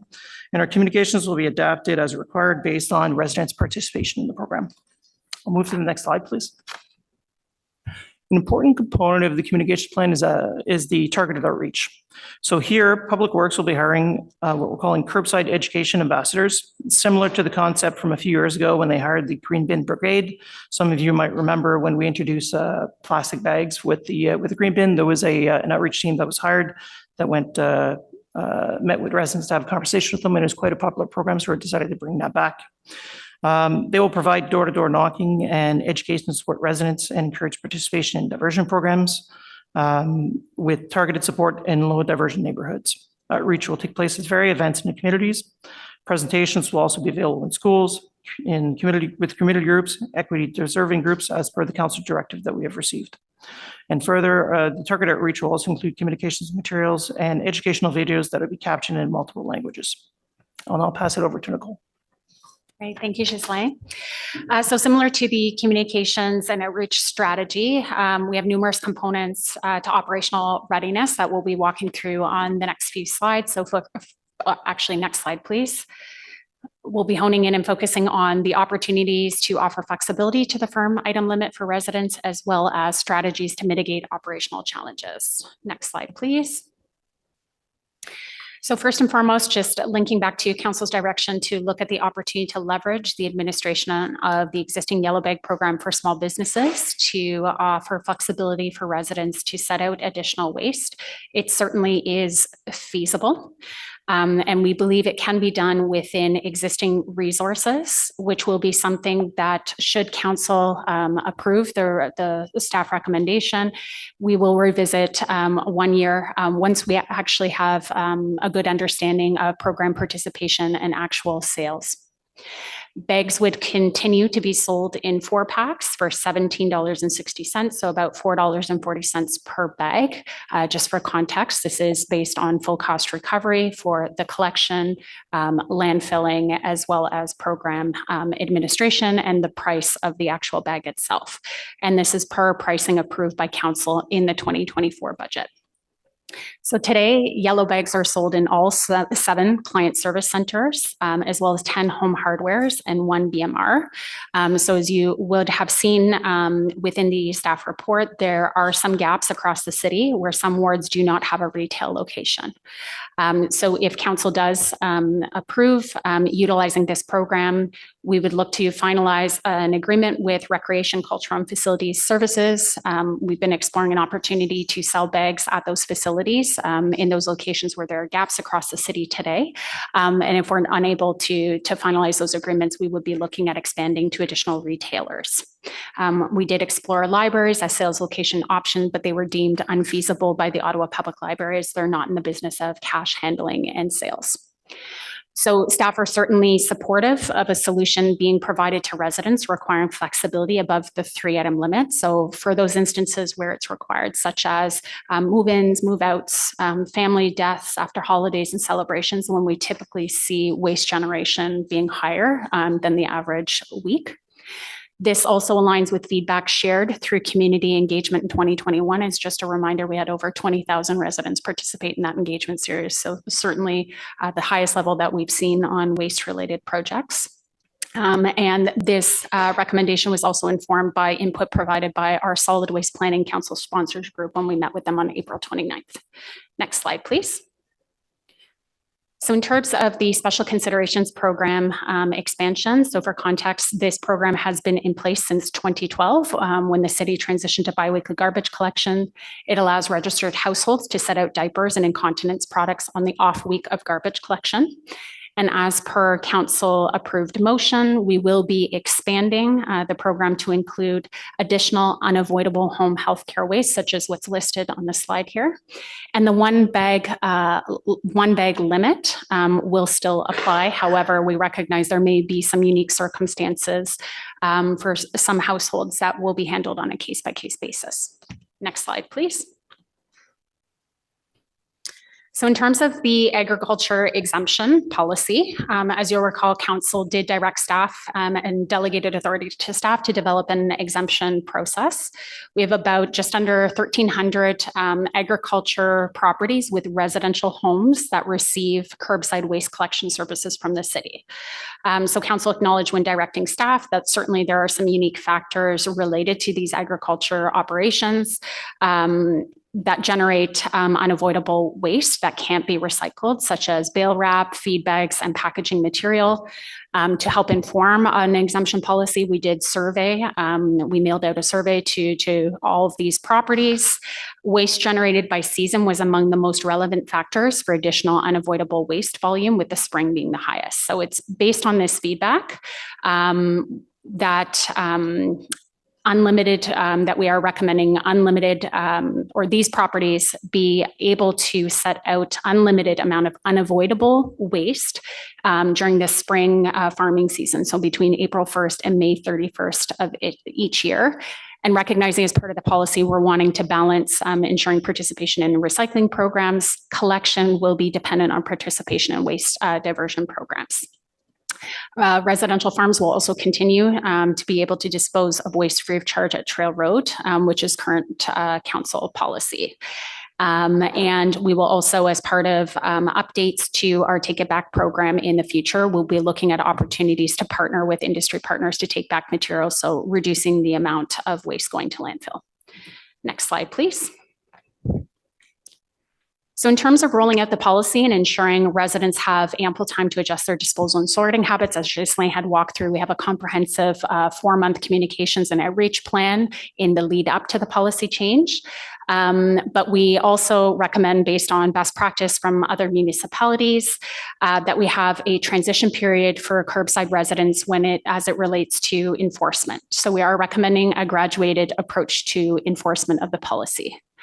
So with the new policy being in place as of September 30th, for the following month, the month of October, we're recommending that all garbage items at the curb continue to be collected, even if the limit is being exceeded. But this is where a courtesy tag will be left at the household, and we'll be tracking that information. In November, for households exceeding the 3-item garbage limit, collection staffs will continue to record and leave that courtesy tag. That courtesy tag will include information about how to participate in diversion programs and then get access to, or to order green bin and recycling bins. And then December is when our regular enforcement approach will begin. So only 3 garbage items will be collected, and the courtesy tag affixed to the garbage items that are left behind. So our collection operators will continue to document cases of improper set out, and this will escalate for review and follow up by a solid waste inspector, especially for those cases if we're noticing repeat households that continue to set out above the 3-item limit. Next slide, please. So in terms of illegal dumping, we know it exists today, and we know this is a concern heavily held by council. So we will be making tweaks to how we monitor to improve efficiency and enhance response time during program implementation. So as part of the 2024 budget, council approved 2 temporary resources to support monitoring illegal dumping in parks throughout the transition period.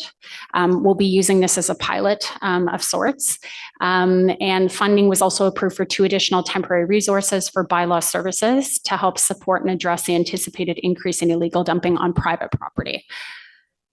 Our parks, roads, and bylaw staff, they're going to continue to monitor. Of course, they are out on our streets every single day. And we've been using data insights from that they've been gathering from the past year to develop essentially hotspot maps. So we have a good understanding of the different hotspots across the city that we'll be more proactively monitoring.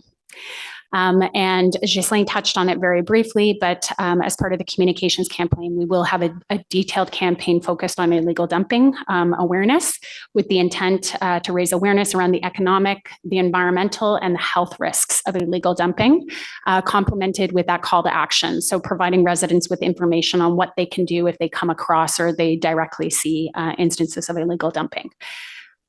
Next slide, please.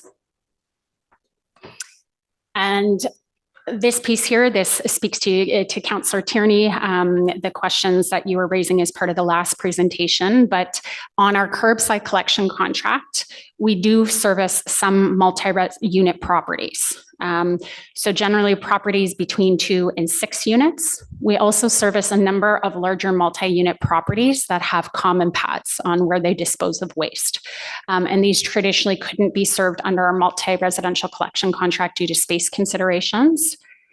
They make up about 17% of units serviced on our curbside collection contract. So historically, these properties have presented challenges for our collection staff with a firm item limit policy. And this is really because it's difficult for our collection contractors to be able to know if you're pulling up to a 6-plex and you're collecting garbage, well, how many units are in there and 3 times how many units. So in the short term, we are proposing to enhance our outreach and communications directly with these property managers, tailoring communications, and instances with proper setouts at these properties will be managed on a case-by-case basis. So we have a pretty good understanding from our frontline operations today where some of these problematic locations are. So we'll be enhancing our monitoring and our outreach within these communities.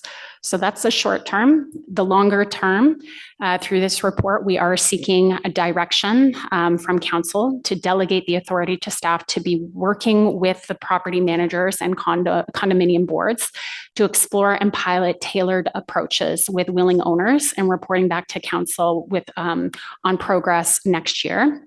So we've been fairly successful to date in transitioning some of these properties over to our cart-based collection system on the multi-residential collection contract, but we know it might not be a suitable approach for every single property. So very similar to the approach we're taking with the multi-residential waste diversion strategy, it's working with each of these individual properties to understand the unique circumstances. Next slide, please. So in terms of next steps, as Ghislaine had mentioned, so upon council approval of the report, May 30th will be the day that we begin our citywide communications campaign. That's when councillor kits, toolkits will be distributed to each of your offices. And then September 30th will be when the new 3-item limit policy is in place. November, from September 30th to November 29th is when we have the gradual 3 garbage item limit policy or will be implemented and we'll have the graduated approach to enforcement. December 2nd will be when the new garbage policy is fully enforced. And Q2 of next year will be our first season for agriculture exemption being applied, and staff will report back to council on those mitigation options for enforcing the 3-item limit at multi-unit locations. And that's the end of our presentation. Thank you. Thank you very much for that comprehensive presentation. It's appreciated. There is one delegation for this item, so I'll just ask John Dickey to come up again. Yes.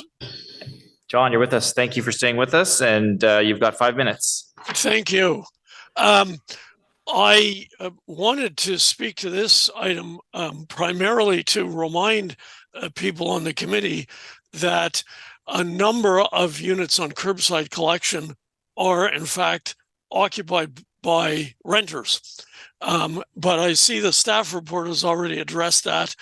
noting the 17% figure for multi-unit properties. Now that would include in some cases condominiums, so owners in a group setting, but in numerous other cases, it includes properties that are occupied by renters. So that's already been addressed. And certainly I can convey to the committee that, and EOLO, as you know, most of our members own and operate apartment towers, but some own and operate row houses, and certainly a number of our members also own and operate smaller complexes. And certainly we would be willing to work with city staff on these issues and on techniques to address this common pad problem. I had a few ideas as I was listening to staff go through this report. So again, I commend staff for the thoroughness of proceeding with this. I also think we can provide some useful input on the use of the yellow bag program, and whether that there was at one point talk of making a certain amount of those bags used, but I see this is meant to be a purchase by the individual user. So that will probably be, then by owners, be left up to the tenant who needs to put out additional solid waste, residual garbage at a certain point, can then go and purchase these tags. But owners may be involved in that when they need to clear out units that have been vacated. Doesn't happen very often, but it does happen. And when that happens, I'm sure that's one of the reasons in which excess garbage is generated. So in any event, EOLO is happy to work with city staff on these issues to the good of the community in the city of Ottawa. And thank you. Thank you very much, John, for that presentation and for your work with other community members and our staff team. I'll then just move to questions of committee and comments from committee. Councillor Luloff. Thank you very much, Mr. Chair. To staff, can you remind us of the volumes of each of the 3 bins that will be allowed under the new regime? Thank you, Councillor, for the question. So 140 liters per bin is the maximum. Okay, wonderful. And the weight 33 pounds, right? That is correct, Councillor. Okay, great. And just for clarity, a single residence with 3 apartments or a rooming house, that's going to be an active outreach from staff to deal with accounting for these sorts of residences? Yes, that's correct, Councillor. Okay, wonderful. I suppose that staff on the front line will be able to identify some of these properties within that allowance period. Is that correct? That is correct. Okay, wonderful. How will we deal with a single residence with an incontinent member and also say a baby? So say you've got an elderly grandparent living with you and also a baby. Is this something that we're going to be able to deal with on the special consideration website, where you have 2 members of the family that requires that, so therefore 2 bags for weekly pickup? Thank you, Councillor, for the question. So under the special considerations program, this is where residents would have the ability to apply. And the 1 bag limit on the off-week of collection will continue, but certainly in those circumstances that you mentioned, where there might be additional waste that is generated due to the makeup of the household, we will be taking those circumstances, into consideration to allow additional waste set out as needed. I really do appreciate that. As somebody like up until about 2 years ago had 2 children with a diaper genie in each room, it would have to be about 8 feet tall to be able to jam that all into 1 bag. So appreciate the ability to identify that there's more than 1 user for special consideration. That will be very helpful. And again, I suppose it would be the same answer for group homes with several incontinent residents. So thank you for the question. So we will be working with the Community and Social Services regarding group homes and rooming houses in order to ensure that they're licensed and registered, and then working on what the appropriate special considerations in those cases might be. Okay, wonderful. Thank you very much for that clarity. And how will it be operationalized, making the allowance for move in or out or spring cleaning? Is there going to be a separate website like special consideration where somebody can say, hey, you know, I'm moving out on this date, there's going to be extra bags? So thank you, Councillor, for the question. So the intent here with staff's recommendation for council considering the yellow bag program would allow residents to purchase additional yellow bags to support move outs or whenever there's additional waste generated. So then how will we deal with residents in difficult financial situations where $17, you know, for 4 extra bags might be cost prohibitive, you know, considering that a lot of food items that are much cheaper include quite a bit more plastic packaging?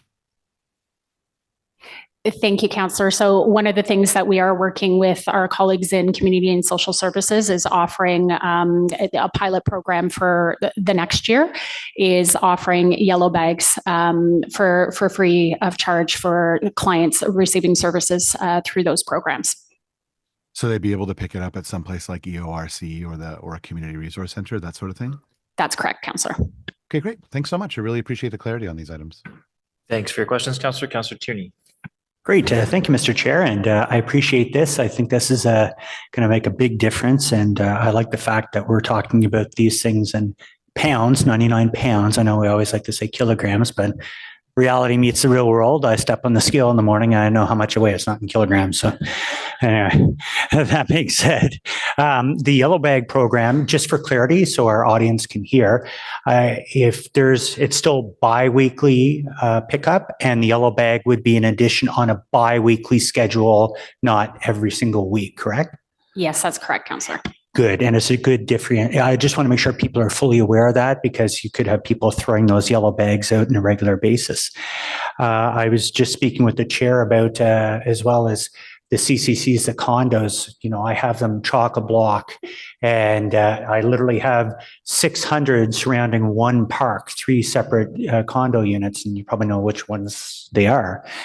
That's going to be a real challenge for policing and bylaw services. So I really look forward to when we get closer to that. I do note the timeline though, and it's going to take a lot of fortitude and willingness. If, as you know, anything in the last year and a half prior to a municipal election is a very difficult thing to put in place.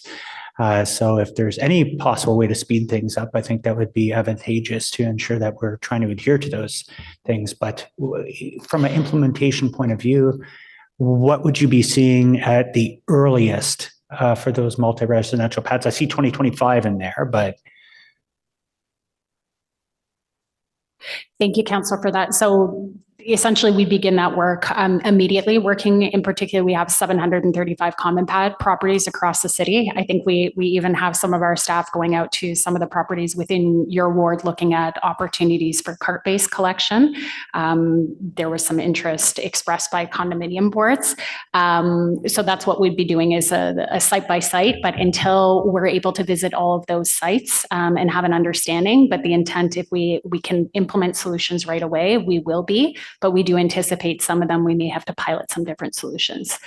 So certainly we'll be providing council with an update in a year, but keeping you up to date via memos as well. And I really appreciate that. As I see some of our great members from bylaw services in the crowd tonight as well. I'm hoping whatever program, when you're dealing with such mass numbers of people, it will be in conjunction with the property owners. So we're not having to have, you know, bylaw services sitting around in a parking lot waiting for one person out of 200 units to come out and throw in an extra bag. It's better to deal with it from an ownership perspective and allow them to put their own constraints in place. I assume that's what we're probably looking at. That's correct. Especially in the interim over the next few months, we'll be communicating with each of the property owners and condominium boards, providing them with adequate notice about the 3-item limit policy as well. So working with them in the short term. Excellent. And last one, Mr. Chair, if you can indulge. People are naturally, they like images, and they like those very simple graphics. We see a lot of text in front of us. I've made some fancy ones up myself, and hopefully we can get to a real simple, 3 bins, 99 pounds, yellow bag, 450, like real simple infographics for people, because I'd like to get that message out. People naturally don't want to read, but they'll look at a picture. So just a food for thought. So thank you. Thank you, Councillor. Councillor Brockington.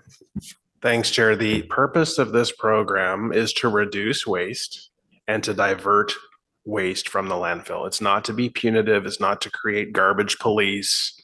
We certainly don't want to create another layer. It's to make people realize that sending waste to the landfill has repercussions, right? Our landfill has a finite lifespan and we want to curb the amount of waste that's being generated.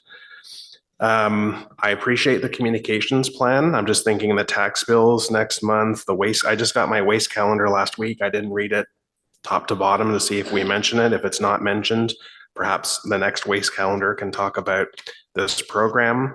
I highly suggest community centers be points of locations where we sell the bags. I appreciate maybe some of the challenges the library has, but community center should be. If you need a direction, do you need direction?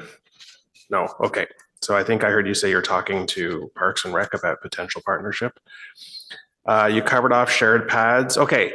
I'm a garbage collector. I come to your house when this program, you have 4 or more bags. What happens? So in that case, Councillor, after the full, we've gone through the Yes. graduated enforcement, I will be collecting 3 items. Do I leave a tag? A courtesy tag gets left behind with the reason why that item was left behind. Fair enough. Okay. Park dumping, concern of mine. So Park X becomes a new venue for garbage bag dumping. What is the plan to address this, to talk me through this process? Thank you for the question. And before I get into it, I just want to reiterate that our partners in library are open and on board in order to support education being a venue in order to ensure that this message gets out. So I just wanted to make sure that that piece was clear. So regarding parks, so we have through the plan approved last year, we do have 2 additional inspectors.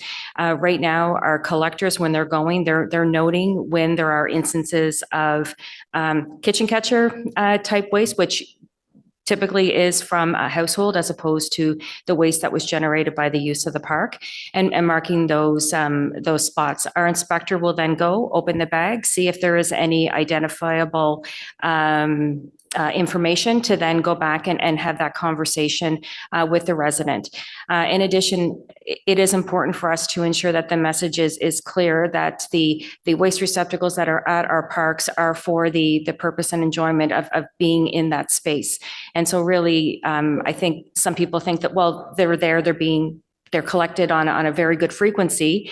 They're available to be used, but we need to curb and adjust that messaging as well. Is there an opportunity to improve signage on our garbage bins? Some say talk about dog waste, but are we at a point where we need to put signage on garbage bins that say this is not for household waste or for, you've renovated your homes, we see even other types of waste, but to consider that signage as well? And my other question is, what is the fine amount if we continue to have abuses, perhaps by the same household? What is the actual fine for dumping in a city park? So for the first point, Councillor, yes, absolutely. Signage, I think, will be key in order to ensure that residents understand when they're going to the waste receptacle that this is not acceptable. So that is something certainly that we will consider and look to implement. Roger, I'm not sure if you're.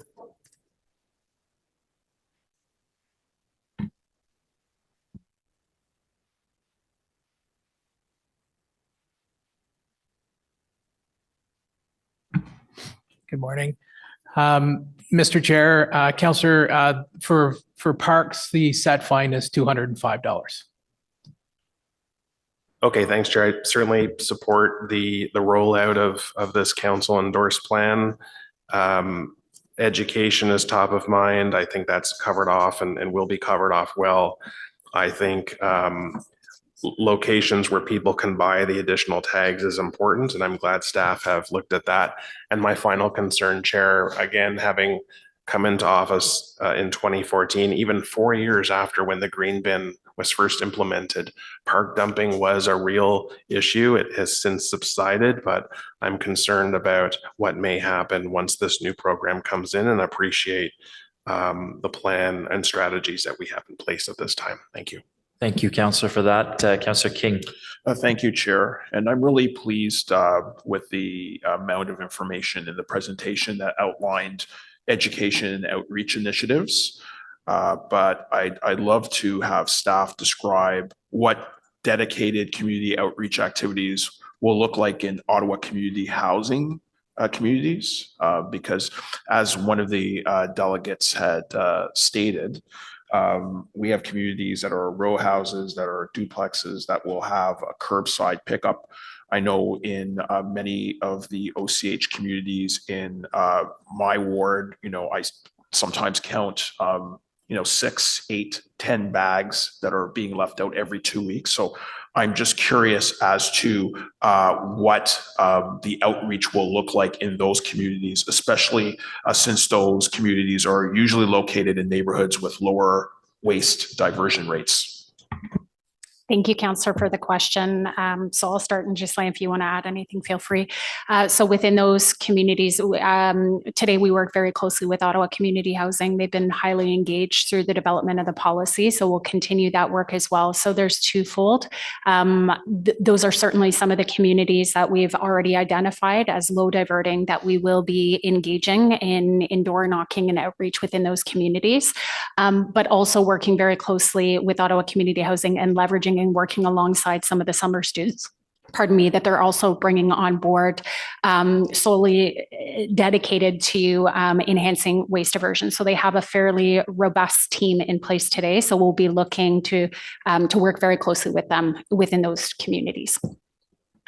No, I appreciate that. I think it's very important to work with OCH because often some of the tenants aren't as engaged as we would like them to be in terms of civic engagement, wider engagement with the community. There are a wide number of reasons for that, but notwithstanding that, I think it's important for us to ensure that we provide that information so it isn't a surprise to those community members come September. And I think the other element to share the concerns of Councillor Brockington is around dumping near those communities. Some of those communities are already experiencing challenges with dumping, and we haven't had this policy in place yet. So that is something that would also be of concern to myself in terms of adjacent properties. And so I know we've heard about parks. I'm just curious about how will we address dumping in adjacent properties to OCH communities. I'll just ask if Mr. Chapman would like to come back and add commentary on that.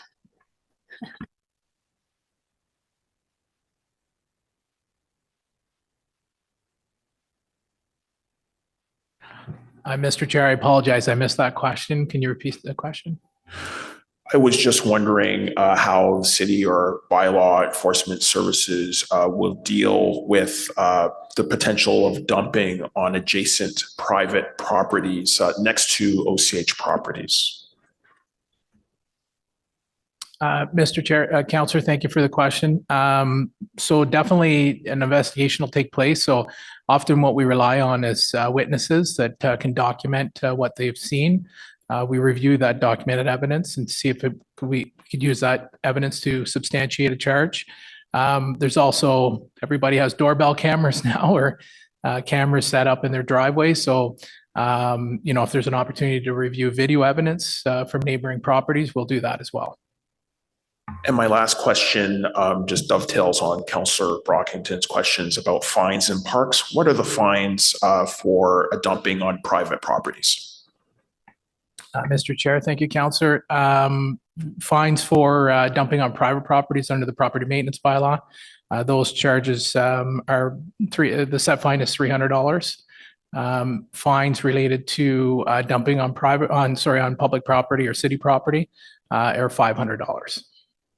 Appreciate those answers and those clarifications. Thank you, Chair. Thanks very much, Councillor. Councillor Curry. Thank you. Just a question, the comment about the libraries considering having the bags being sold there. And I heard Councillor Brockman say he'd like the community centers, maybe first and foremost. However, I guess I would say to the libraries, if they would think about that further. I mean, libraries scan your book. They could easily scan a set of bags and your library card. And then that, like a technology solution is here. And then that sends an email to your email that says, pay this. Like, I mean, yeah, I've got 540 companies in the tech park, and I feel like there could be a solution here. It doesn't seem to me to be that difficult. Thank you, Councillor, for that. I think the context that we probably should have given on that is more for the short-term implementation. Certainly, I think that's an opportunity we can explore further with them for long-term. What we're recommending here is leveraging the existing program and expanding, especially in the short term. Once we have a better idea of the sales and the revenue, we can certainly look at other opportunities, even including online-based sales. Okay, I just think that would be better than having, you know, like singling out home hardware, as much as I love home hardware, but to have them go to our libraries and our community centers and keep it with us. Secondly, I want to ask us a general question. You know, I'm always so disappointed in every report when I get down to financial implications, and almost always there is the sentence, there are no financial implications. And I always just think, how can there be no financial implications? But I think I don't understand why that section is in the report. But I'm wondering, and maybe councillors need to think about this, but the section of every report that says financial implications, I think that's an opportunity to say the original motion was to have bag tags, and that came at a cost of X. I can't remember right now. This here is telling you what happened with this scenario, and the finances worked out to be this. But maybe you're going to tell me that's not what financial implications are. But I would just say to all of us, like, why do we have a section of all of our reports that say financial implications? And almost always they say there are no financial implications, which seems silly. So we do have Patrick Power on the line, who is our financial services. So if he just wants to provide comment. Thank you, Shelley. Thank you, Chair, for the question. The financial implications section of that part of the report refers to implications that are having an impact on the 2024 budget.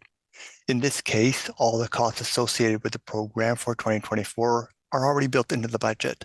So there are no implications that council will have to approve an increase or a decrease in expenditures or revenues for the 2024.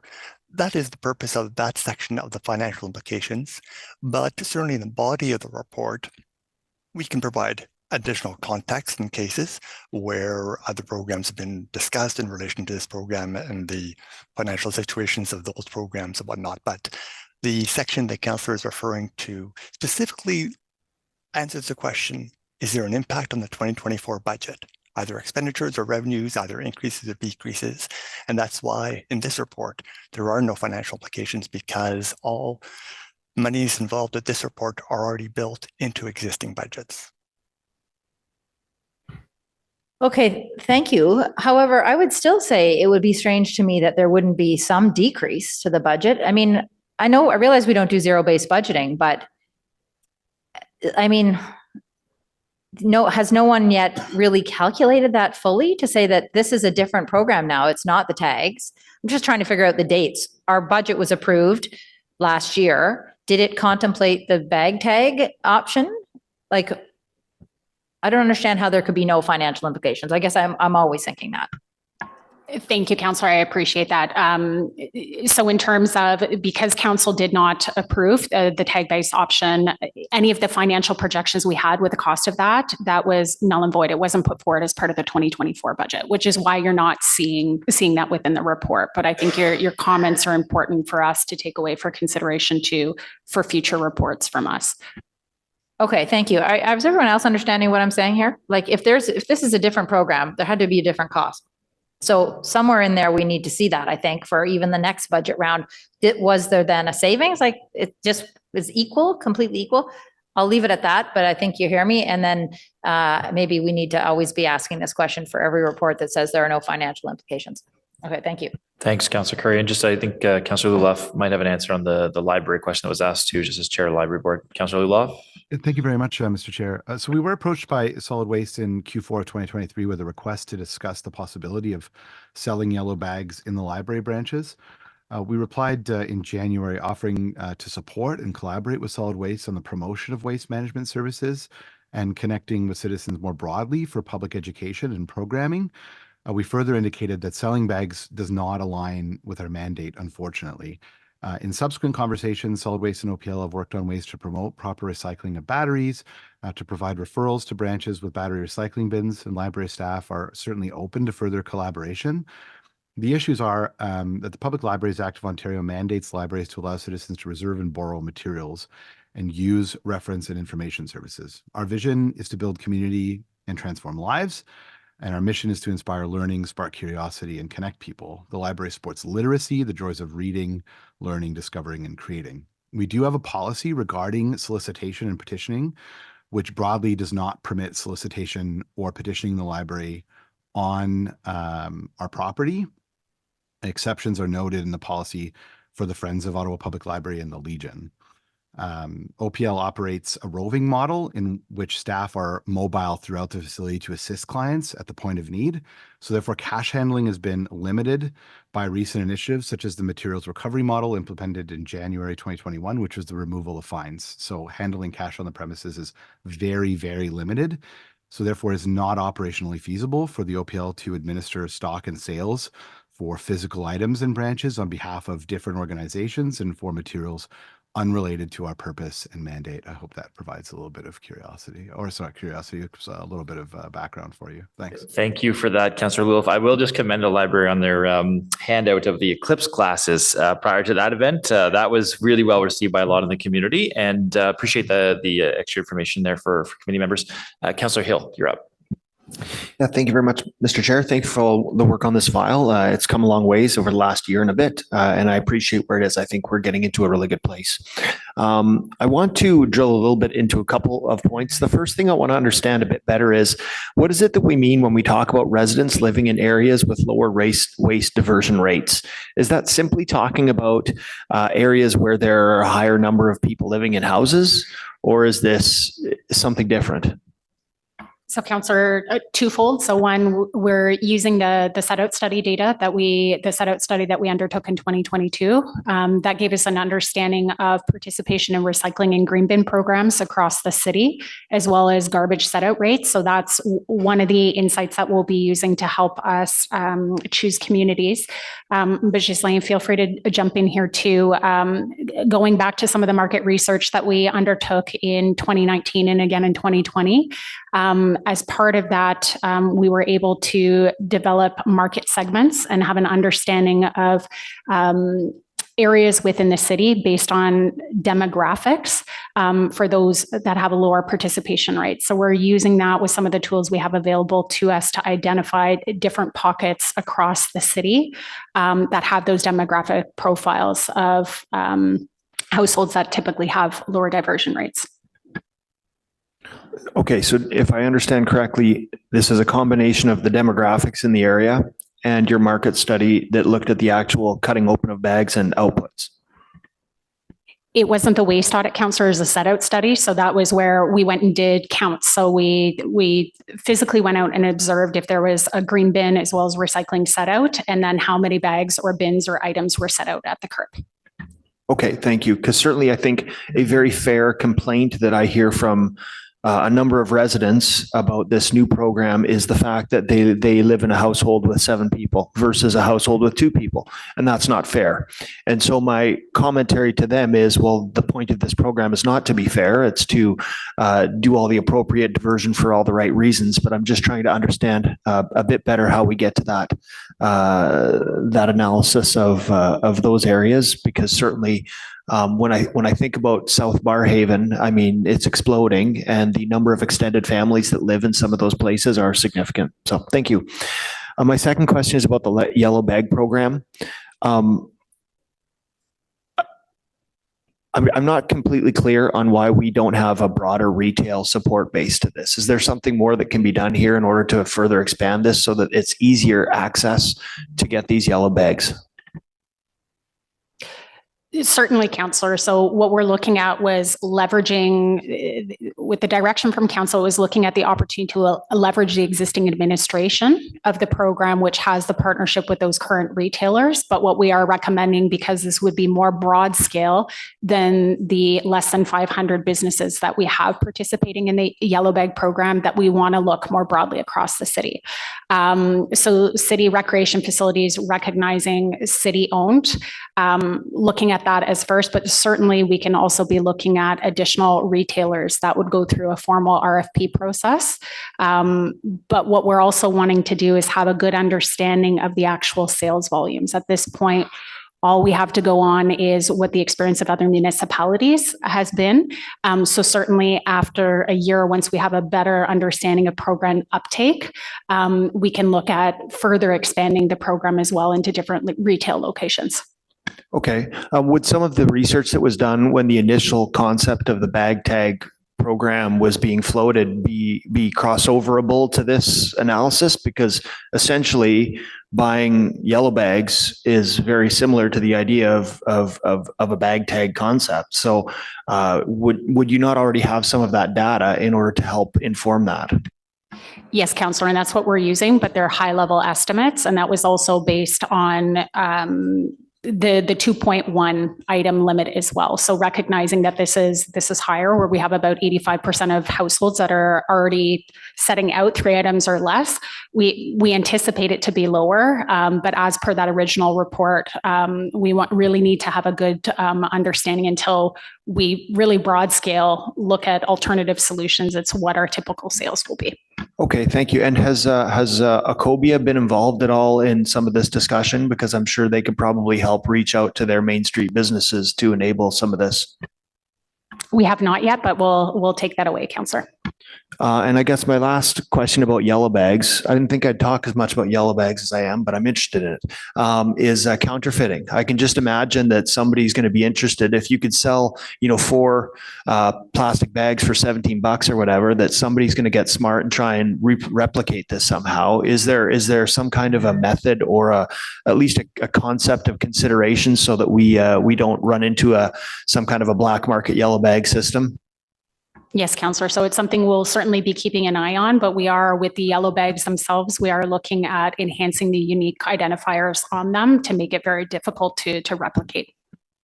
Okay, thank you. And then just because I want Roger to get his steps in, I do have a couple more bylaw questions. What I heard this morning is that there's a bylaw fine of $500 if someone illegally dumps in a park. There's a bylaw fine of $300 if someone dumps on private property. There's a bylaw fine of $205 if somebody throws something illegally in a park bin. I guess my question on that is, when was the last time we looked at modifying those fines, and would it be perhaps a consideration for us as we go into a phase looking at general deterrence to amend those consequences for illegal dumping? And I say that from the perspective, like, this is a deliberate action. This isn't like driving through a speed camera where you make a whoopsie. This is you purposefully take a bag of garbage, you put it in your vehicle, and you drive 3 blocks away and you throw it in the bushes. That is something that I think carries consequences, and I would love to hear from you if there's perhaps some consideration for modification in order to, preemptively create some form of deterrence for dumping. Mr. Chair, Councillor, excuse me. Thank you for the question. Yes, certainly we can have a look at that. It's a good point. I can tell you that the use and care of roads bylaw dumping provision was the fine increase was applied in 2022. I'm not sure when the parks and property maintenance bylaw were increased, but certainly it's been a while. So it's something we'll do a scan of other municipalities to see what their set fines are at. And we can make that request to the Chief Justice of Ontario to see if we can get those fines increased. Okay, I appreciate that. So I guess informally you're taking that as direction to take a look at that then? I'm looking over at legal just to make sure we can take direction on set fines, but either way, it's not a formal direction, but we can certainly take that on to make that request through the Chief Justice. I appreciate that. Thank you, Mr. Chair. Okay, thank you, Councillor. Councillor Brown. Thank you very much, Mr. Chair, and thank you to staff for the presentation and all the work that I know has gone in behind the scenes. Very briefly talking about the agricultural exemptions. True story, I was chatting to a few farmers in the feed store this weekend, and they saw in the newspaper that we were going to be implementing a firm limit. And of course, they asked, what about my farm? And I did chat about the outreach survey that staff had sent to the agricultural operations in the city, and a few looks like I have never seen that before. So can we chat very briefly about the communication methods that we're going to use with agricultural operations so they know that they can put out more than 3 items between a particular set of dates? And as always, I have a few suggestions that I can provide offline as to how to get the message out. Thank you, Councillor, for that question. So the intent here is to be quite targeted and we will be doing a mail out directly to the just under 1,300 properties. And happy to take your feedback and suggestions offline on how best to frame the communication on that. Perfect. Thank you very much. Thank you, Councillor. Councillor Tierney. Yes, sorry, Mr. Chair. This one really gets me, so I enjoy it. So in our first evolution, we were talking about originally 2 bags and originally a tag program that would see a new level of bureaucracy. We planned on mailing tags. It would have cost the taxpayers a ton of money for the people that are actually doing a good job. Versus what we see now is a already existing program with the yellow bags, which is good. So essentially, it's a pay to pitch. If you don't want to try to meet the standard and you don't want to burden the rest of the entire city because you're unable to meet those targets, it's a fair assumption to call this a pay to pitch program versus what would have been a brand new bureaucracy costing millions of dollars to taxpayers. That's correct, Councillor. That's all I was looking for clarification on. Thank you. Okay, thank you for that, Councillor Tierney. I don't see any other hands up or questions or comments. I do want to thank staff for all the work going into this. We had a really successful sponsors group meeting, working through a lot of questions about sort of which item gets left if at the curb, if there's more than 3, how do people pick, and those questions. So just want to thank the members of the sponsors group as well, who were attending that and their input into this. Obviously, this is progress. I think it's helpful to see us moving in this direction to reduce our waste to landfill. So I think with that, are the recommendations carried? Great. Okay. So we have our next item. It's the electrification of public works small equipment. I am going to just ask, do people want just a 5-minute break? It's noon, I see, 10 afternoon. Do we want just a 5-minute bathroom break or refreshment break of some sort? Yeah. Okay. Okay. So we'll take 5 minutes. We'll come back at 12:15 and resume then. Thanks.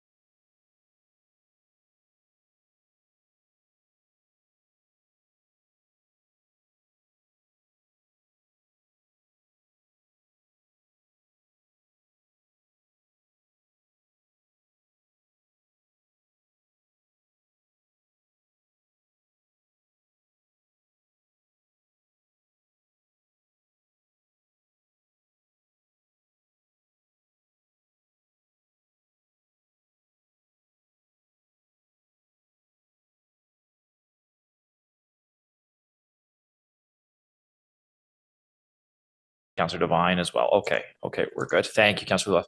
All right, so we've got quorum and we're good to start. I know Councillor Brockington had to leave. Staff have a presentation for us on the electrification of public works equipment. And I will hand it over to, there's one delegation on this item, I believe, that might be here too. Okay, James Scott McKillop. So we'll go to him after the staff presentation. I'll hand it over to staff to take us through the PowerPoint. Merci, Monsieur le Président et les membres du comité. Et merci d'avoir signalé aussi la Semaine nationale des travaux publics ce matin. I'm pleased to be here this morning or this afternoon with Alison Downs, the Parks Maintenance and Forestry Director, who's going to be speaking to you in terms of the Public Works approach to electrifying our small equipment. And because we also have been taking a broader corporate approach to this, I'm also pleased that Dan Brisebois from Recreation Culture Facility Services is also here to speak to the efforts that they have been doing in terms of electrifying of their equipment. And we're also joined online virtually by Deputy Chief Louise Hein-Schmidt from Fire Services, should there be questions related to Fire Services efforts to electrify their smaller equipment. So the report that's before you is very much specific to Public Works, but certainly we're providing the opportunity to provide basically that broader corporate view. So with that, I will hand over the presentation to Alison Downs. Merci, Alain. In 2022, next slide, please. Sorry. In 2022, Council approved a motion directing Public Works to phase out gas-powered lawn and yard equipment and replace with an electric alternative when operationally feasible to do so. L'équipe des travaux publics avait déjà commencé à mettre à l'essai certaines pièces d'équipement électrique, donc la plupart au service de la circulation et au service forestier. Nous voulions donc élargir nos efforts afin de mettre à l'essai et de l'utilisation cet équipement électrique à plus grande échelle dans la direction générale. Today, I'll give you an overview of everything we've learned and how we're going to manage the transition to electric equipment going forward. Next slide, please. Public Works went beyond the original scope of the motion and looked at opportunities to transition all of our small gas-powered equipment to electric where an appropriate option was available. We focused on 6 main components of the transition plan.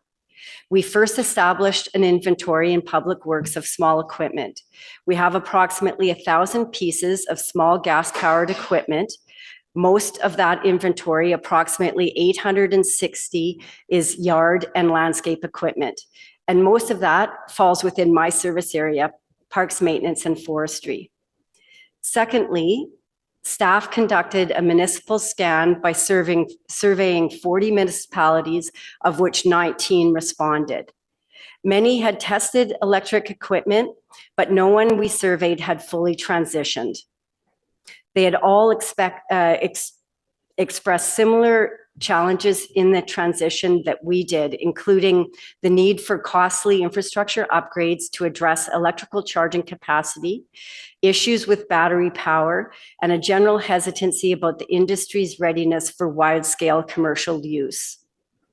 Thirdly, staff conducted testing of several pieces of electric equipment for the Public Works wide range of maintenance activities. While setting up for the pilot testing, it became apparent that we had a knowledge gap around the charging capacity at city yards, and a full transition would require electric capacity assessment of all our yards. The 5th component of our approach was to do a preliminary assessment of the financial and environmental implications of transitioning to electric equipment to support decision-making. Finally, throughout the pilot, we had shared our experiences with other city departments like RCFS and Fire Services.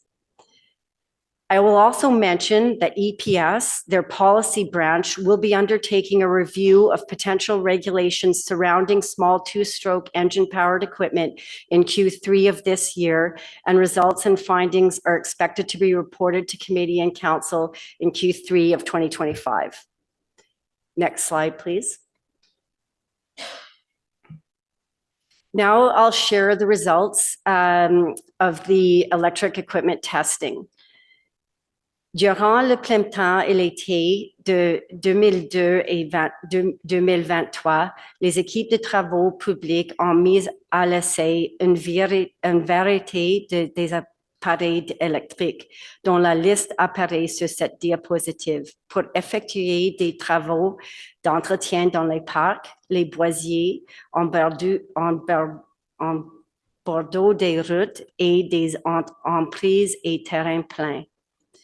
For each type of equipment, multiple brands were used to ensure a variety of products were tested. Equipment was tested in different neighborhoods across the city, in differing weather conditions, so wet and dry seasons, and in differing growing seasons throughout the spring and summer. Crews also used the equipment to complete a wide range of daily activities and tasks. Based on the equipment testing, staff found that 5 types of electric equipment can be used for some of Public Works maintenance operations. That equipment is listed on the slide and highlighted in green. The complicating factor is the battery technology and the number of batteries required to operate a given piece of equipment for a day's work, which can be, it varies, but it can be up to 5. The 4 items highlighted on the slide in red lack the sufficient battery power for our operations, so it can't be widely used at this time. We are still trying to understand the life cycle and durability of electric small equipment with our respect to our ability to repair it and the availability of replacement parts, as well as the durability of the equipment and the longevity of the batteries themselves. In general, electric equipment was slightly quieter and it's exhaust-free compared to its gas-powered equipment counterpart. However, no electrical equipment tested was quieter than the 85 decibels, so it still requires staff to wear ear protection. As of the end of 2023, Public Works has 234 pieces of electric equipment that will be used for maintenance across the city. And so that represents approximately 21% of our total small equipment inventory. We plan to continue testing and assessing the market for improvements to battery technology and commercial grade equipment. We are continually looking for opportunities where it makes sense to transition. Next slide, please. Dan, I'll pass it to you to explain facilities experience. Merci, Ali. Bon après-midi au comité. I'm Dan Breesbaum, the Director of Facility Services for the City of Ottawa. Similar to our colleagues in Parks and Forestry, we've been undergoing a similar process. I would note 2 differences, however. The scope and size of our small equipment pales in comparison to our colleagues. The intensity of use also is significantly less, and therefore the turnover rate of our equipment is different. To date, we have over 100 pieces of our equipment that have been electrified, which represents about 32% of our entire stock. Some areas of our equipment have been completely electrified. All arenas across the city are using electric ice edgers across all the facilities. With regards to ice resurfacers, we're currently employing 4 electric ice resurfacers, and we just received, that's the picture on the screen, we just received 4 additional ice resurfacers recently. This enables us to continue our services while we transition our various fleet of equipment across the board. Regarding electrical study, as the city moves to electrify various pieces of equipment, whether small engine pieces, as you see here today, or whether building components or electric vehicle charging, a lot of this activity ties back to the electrical panel at the facilities.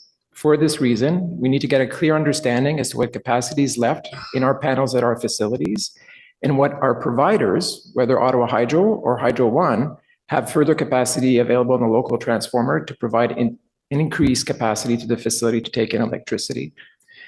We've begun this study and we hope to have a report back to committee and council later this year. With regards to equipment turnover, we continue to work with our colleagues in Public Works to understand the market changes as it evolves so we can further change our equipment as well. Thank you. Thank you, Dan. Thank you very much for that presentation. Oh, Dan Nelson, we have- more to go? Yeah, just a couple more All slides. right. Sorry about that. Next slide, please. So we worked with the climate change resiliency team to assess the GHG emissions of gas-powered equipment that we determined has a suitable electric alternative to see how much we could reduce the GHGs through the transition. And we found that there'd be a reduction if we transitioned all of the equipment we're able of approximately 224 kilograms. And that's equivalent to 10,290 propane barbecue cylinders, or the amount of carbon sequestered by 3,704 trees. Of course, beyond the GHG reductions, electric equipment reduces other air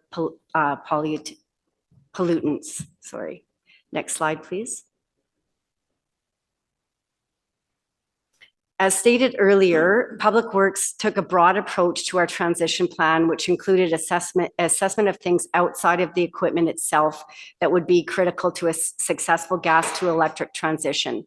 And there are four main interdependencies. One is the one Dan was talking about with respect to the electrical capacity assessment at city facilities, and Public Works is working with Dan's team on that assessment. And that assessment, as Dan mentioned, is considering and aligned to other strategies such as our Green Fleet strategy. The second interdependency is battery technology itself, as it's still evolving. And what we buy today may be obsolete in a few years, and that the batteries are also proprietary to specific brands. We expect that suppliers will react to the increasing demand for commercial grade equipment as municipalities and larger institutions start to transition. So we're closely monitoring the battery brands for their charging power and runtime, so we can make decisions and about purchasing the best battery technology for our maintenance work. The third interdependency is around fire safety. We'll be working with Ottawa Fire Services to determine fire risk due to battery charging and transportation. And the final interdependency is cost. There are some unknowns that prevent us from knowing the full cost implications of transitioning gas to electric, like whether we have the ability to repair the equipment, if we can get component parts, how long the equipment actually lasts. And without knowing this life cycle of the equipment, it's difficult to budget for. So staff are taking a gradual approach to purchasing this equipment, and we plan to absorb the purchase into our current budgets. Next slide, please. So while Public Works has made good progress in our gas to electric transition, we are looking forward to continuing our efforts in this initiative. We are working with RCFS and Fire Services as they are on their journey as well. We want to be leaders amongst municipalities in this initiative, and we'll be monitoring the market and testing new equipment as it becomes available. We're keen to share our experiences with other departments as well as other municipalities and learn from theirs. Public Works focus will be on transitioning the right equipment at the right time. That means we'll transition to electric when it meets our operational needs and we have the electrical capacity at our yards and other logistics in place. To keep members of council aware of our progress on this initiative, we'll be communicating our annual use of electric equipment via the seasonal transition memo that Public Works issues each spring. So next slide. I think that concludes our presentation. Thank you. And we're happy to take any questions at this time. Thank you very much. Appreciate that presentation. We do have one delegation, James Scott McKillop. So I'll just ask them to come up and speak to this item, and then we'll have questions for staff afterwards.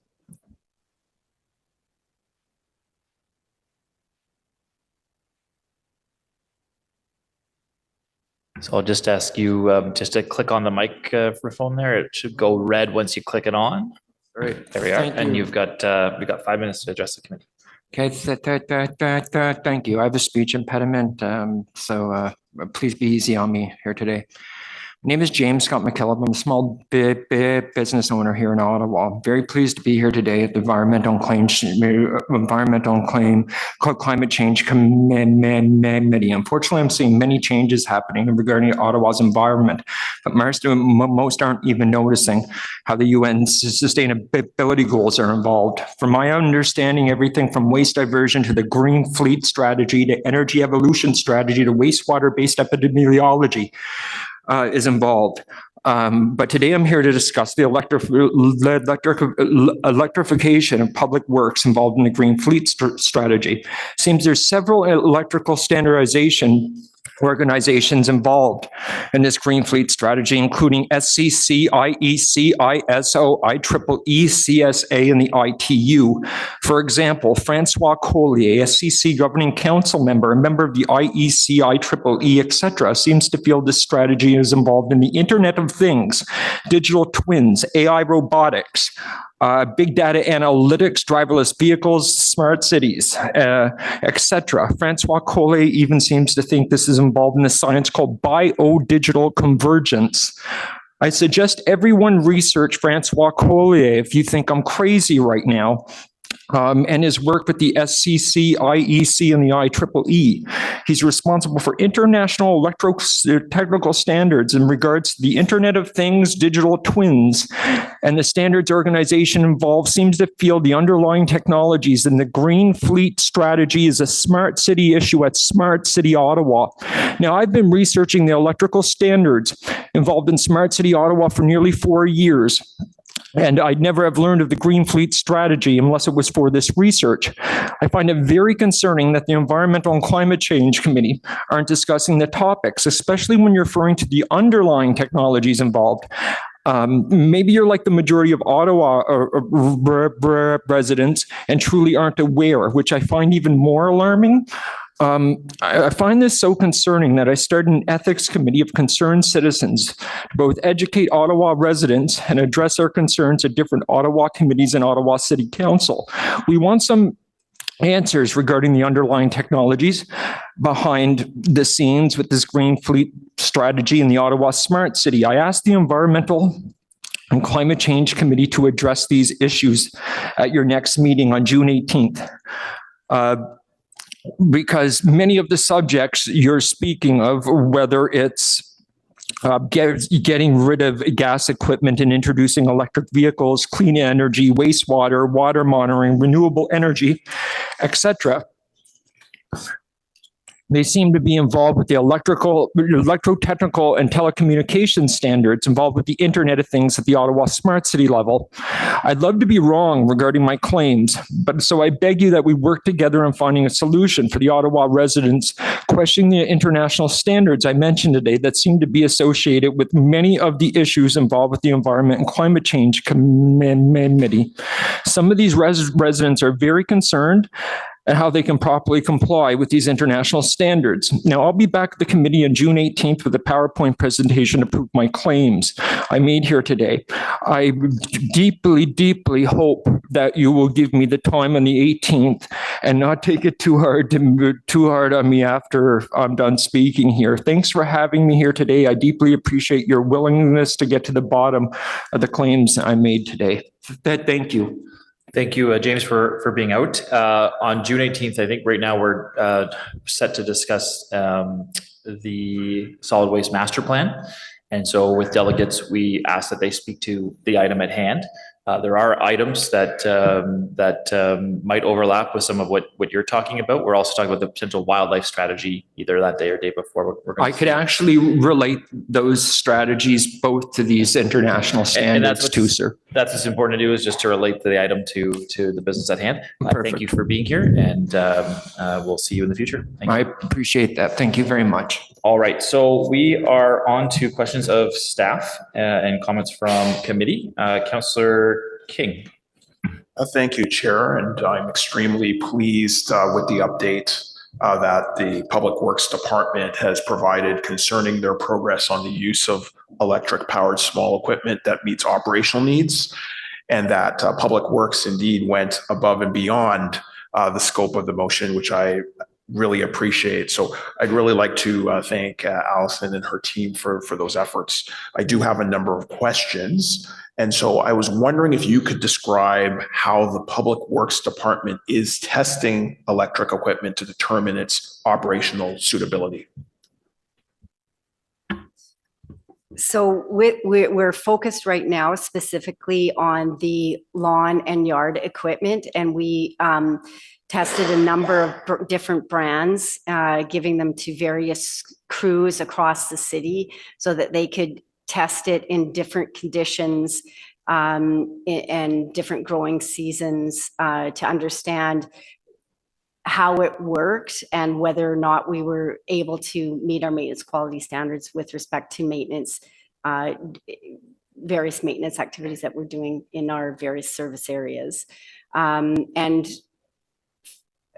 like I mentioned, there were 5 pieces of equipment specifically related to the lawn and yard equipment that did, with their batteries power, did meet the standards, meet our maintenance quality standards that we were expecting to see. In addition to that, we are keeping an eye on the market for other pieces of equipment that we run, and would introduce any testing of pieces of equipment when they have the commercial piece available for us. I appreciate that. And I was wondering if you could also describe the new infrastructure requirements needed to support the gas to electric transition.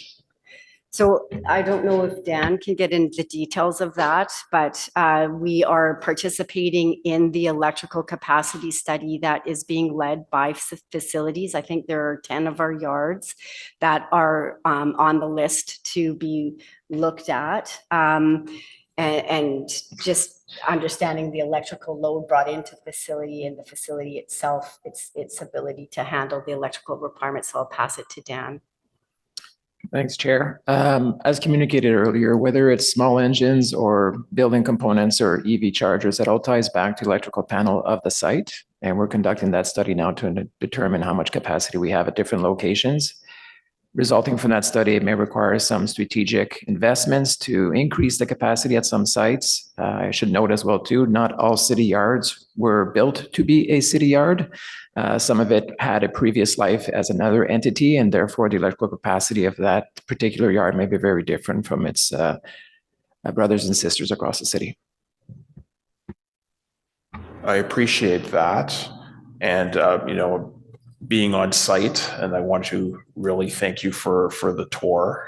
We had a tour in beautiful Britannia Park of the facilities, and we saw the infrastructure changes that were necessary and that had been made. And so we know that there's been great work that's been undertaken there.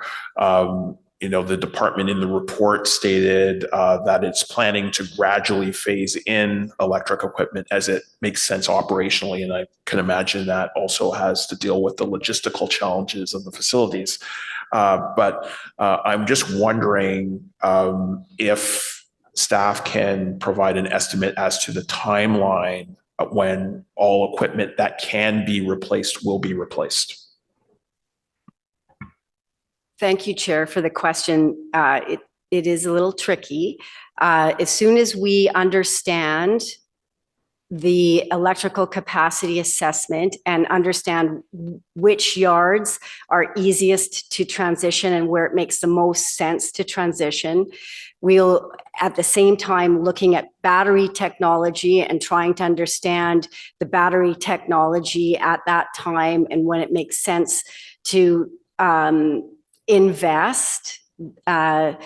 We'll be going through that process, and our transition plan will be strategic in the sense we are looking at facilities where we can charge on site, so the amount of batteries needed per piece of equipment at smaller parks, maybe in the core, so they're closer to the yards that serve them and that kind of thing. So it will be a strategic transition approach that I suspect will happen in the couple of years after the facility review is complete. It's all a plan where we are measuring the cost of transitioning the pieces of equipment with our ability to absorb that cost within our operational budgets. I appreciate that approach because it's a gradual phase in of the equipment that makes sense operationally, and it also incorporates the purchases into current operating budget. So I think it's a very prudent approach that's been taken. Just want to reiterate, Chair, that I really do appreciate all the work that has been undertaken on the electrification of small engine equipment by not just Public Works, but by other departments, whether it's recreation, the fire service. I'm really appreciative of all those efforts and all the amount of work that has been undertaken in terms of municipal scans, in terms of evaluating the technology. And I really think that this has been an excellent first step towards addressing concerns around noise and air pollution from gas-powered equipment, especially within the inner urban core. So really appreciative of the efforts that have been undertaken by staff. Thank you, Chair. Thank you, Councillor. Thanks to you for your efforts from last term as well in providing the recommendation and direction to staff with where we are now and all the work that went into that. Councillor Kavanagh. Yeah, thank you. And I join you in thanking Councillor King for his motion that brought this forward. It was a staff inquiry. It's a great step forward and appreciate it very much and appreciate the work that's being done. In terms of the noise, 85 decibels, I wanted to know what it is for gas because I wanted to know the comparison because I get that that staff will still need to wear some sort of ear protection. But one of the concerns that was out there is that it's noisy for the community when you're out there cutting grass, et cetera. So neighbors hear it loud and clear. So there's some kind of reduction. So I just wanted to know what the comparison is. Thank you, Chair, for that question. We definitely have that information. I might not have it at my fingertips, so we can get back to you.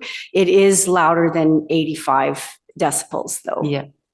Yeah, I think that'll help a lot in terms of the concerns because I think that's what brings it to people's attention is hearing how loud this equipment is, and so it's definitely a reduction.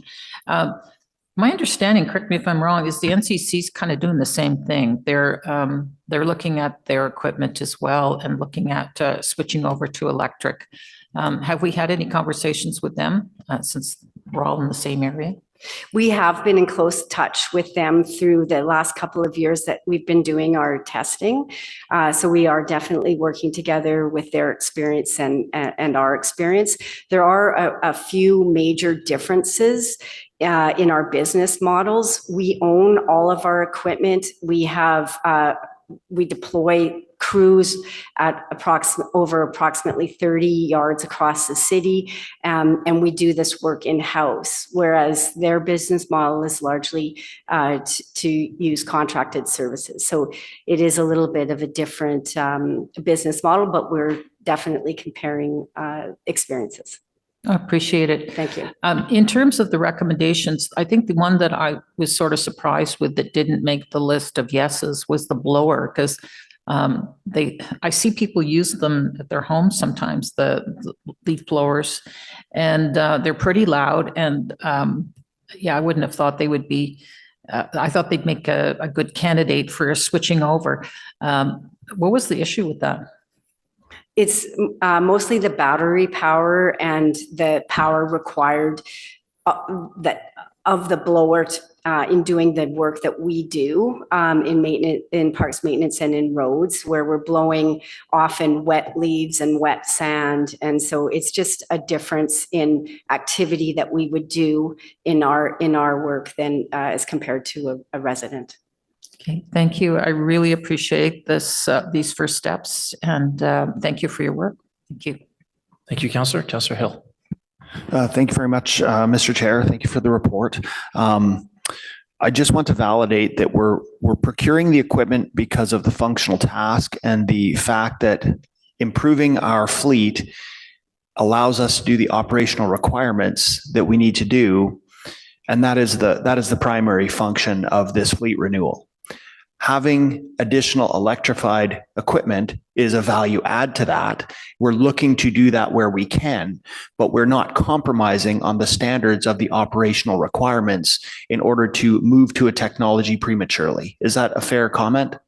That's correct, Chair. Thank you. And I think that was reflected in the slide where you showed due diligence to, there were 6 or 7 pieces of equipment that are going to be fleet managed and electrified, whereas there were 4 or 5 that at this point don't meet the thresholds. But just given the way that technology is trending, I would imagine in a few years' time when you revisit that there may be some changes to that. Is that a fair way to look at that? Thank you, Chair. That's very fair. Okay. No, I appreciate that.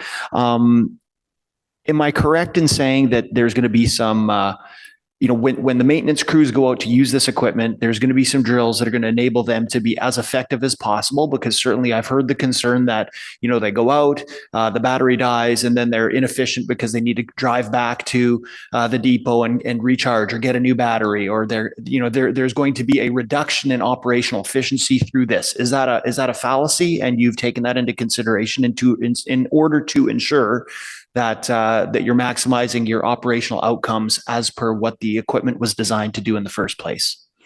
Thank you for that question, Chair. We have done an assessment of the number of batteries that are required per piece of equipment for that person's beat, if you will. So if they're out for 3 hours in the morning, they take the number of batteries with them that are required. So there isn't a driving back and forth to the yard. That is what our process is at this time.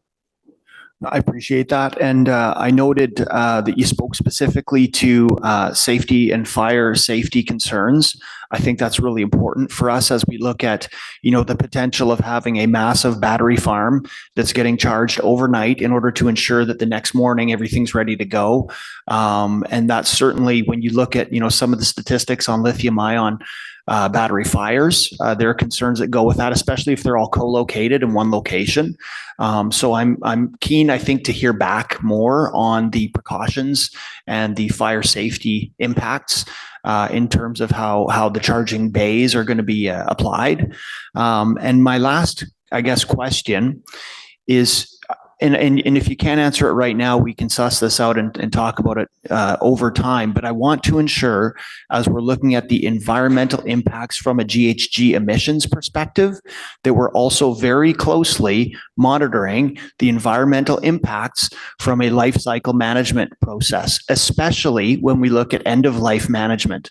I'm extremely concerned if we're going to be buying 6 to a dozen batteries for a whippersnapper, that one of those batteries gets a chip in the corner because somebody bumped it against a truck or something, and it's no longer fit for usable life. That the process we have to manage that, in fact, does not translate to us, having a massive pit out in our landfill that's building up all these batteries. And I think that's an important consideration as we look at electrification going forward, is how we're managing battery management. Is the current process going to look at circular economy constructs whereby the private entity that we're procuring the batteries it's going to go back to them, or are we going to be fully responsible for the batteries once we've procured them? Thank you, Chair, for that question. Certainly, a long-term battery disposal strategy will be a consideration that we look into when we are looking at a fuller transition to electric small equipment. My friend, Mr. McDonald, may want to speak to the GHG emissions and how we make that assessment. And I don't know if you want to speak more about the battery disposal or not. So Chair, the emissions targets and GHG inventories that were approved by Council do not take into consideration embodied carbon or that life cycle value. But in April of 2023, Council approved the Climate Change Master Plan priority projects, one of which was to assess the feasibility of including embodied carbon. This is work that we'll be undertaking to inform the refresh of the Carbon Change Master Plan and energy evolution. Unfortunately, I'm not able to speak to the disposal strategy at this point, however. So Chair, maybe if I can elaborate too, because we have been working also with our solid waste team in terms of a recycling program in terms of the battery. So right now, basically the part of the pilot includes also having the ability to be able to recycle those batteries. And that's going to be something that we're going to be looking at moving forward, is basically what's the appropriate disposal strategy as part of that. No, thank you very much for that. And I appreciate you allowing me to dwell on this a little bit. It's just that, when we look at an old prototype whippersnipper or whatever piece of equipment, once you strip that down at end of life, all of the material is fairly benign. But when you take electrified equipment and the batteries that go with it, there are toxic materials in there that we need to make sure are properly managed and that we're not, exchanging one devil for another. So I appreciate the comments. Thank you. Okay, thank you for that, Councillor. Councillor Brown. Thank you very much, Mr. Chair, and thank you to staff for the presentation. There wasn't any financial information included in the presentation. Do we have any cost comparisons between a gas-powered whippersnipper and an electric whippersnipper? Thank you, Chair, for the question. In terms of the equipment itself, based on the prices we can get at the city, the gas-powered might be slightly higher. It's when we have to buy the batteries that bring the electric piece higher, the cost of the electric piece higher. What's the cost of a battery? On average, I think it's between $200 and $300. And we need 3, 4, 5 of those per piece of equipment to get through a standard day? Between 3 and 5. Okay, so there's a significant financial impact. And so I can appreciate that we're only transitioning when it makes sense operationally to do so. But I didn't realize there was so much slack in the budget that we could actually accommodate that and not impact any work. Do we track the increase in electricity bills through facilities, or do we have any of those, any of that data? Right now, with respect to our pilot, it is quite small. So the electric costs would be not very significant. However, we did work with our corporate energy office to get some idea of costs. And to charge the batteries that we are using right now, it would be approximately $17 per battery, or as low as $3 per battery, because the charging, depending on when you charge and how you charge and where you charge, we get a different rate, electricity rate. So that's the range. I mentioned earlier that we have approximately 860 pieces of lawn and yard equipment. So if we're averaging 4 batteries per piece, the cost would be anywhere between $10,000 to $60,000 a year to charge those batteries. The gas that is used right now for the same amount of equipment is approximately $143,000 a year. Okay, thank you. And my last question, what have we heard from the operators who are using the gas-powered equipment and then are asked to use the electrical equipment? Has it been positive on the whole? Are there challenges that we're trying to address? Part of the piloting did include surveys from staff, and we have had, for the most part, positive feedback. There may have been issues with respect to some of the brands that we tested where the battery wasn't quite as powerful. So when they were comparing pieces of equipment, depending on the brand, they may have been less satisfied with some brands. I will say at the parks where we're able to use this equipment and charge the battery on site, we've had very positive feedback from staff. Perfect. Well, thank you very much. In the future, I would appreciate seeing some financial comparators. I think if we're talking about transitioning an entire fleet, it would be helpful to see what we've spent and then the cost comparisons between the different types of equipment. But other than that, thank you very much, and I appreciate the time. Thank you, Chair. Thank you, Councillor Brown. I mean, I do agree on the financial portion of this. It's a lot of interest because as we're switching, it looks like we're savings on the operations side, but then there's some capital investment as we switch over. So it is relevant information. I appreciate those comments. Councillor Curry? Yeah, thank you. I just want to reread this motion from Councillor King. When it says that, in fact, the motion asks that staff commit to phasing out the use of gas-powered equipment. It's just that you commit to phasing it out, sort of almost regardless, other than the equipment has to require replacement and it has to meet operational needs. So what do you take meeting operational needs to mean? It's at a very high level, the ability to do our work within our maintenance quality standards. So it doesn't have to do with cost or whether this is actually worse for the environment due to embodied carbon. Like you wouldn't take into consideration those things. It's just purely if you can get the grass cut and the leaves blown to your maintenance standards.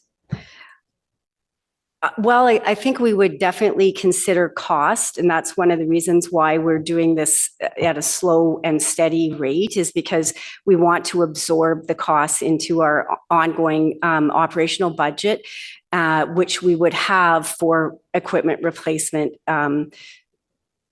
in general.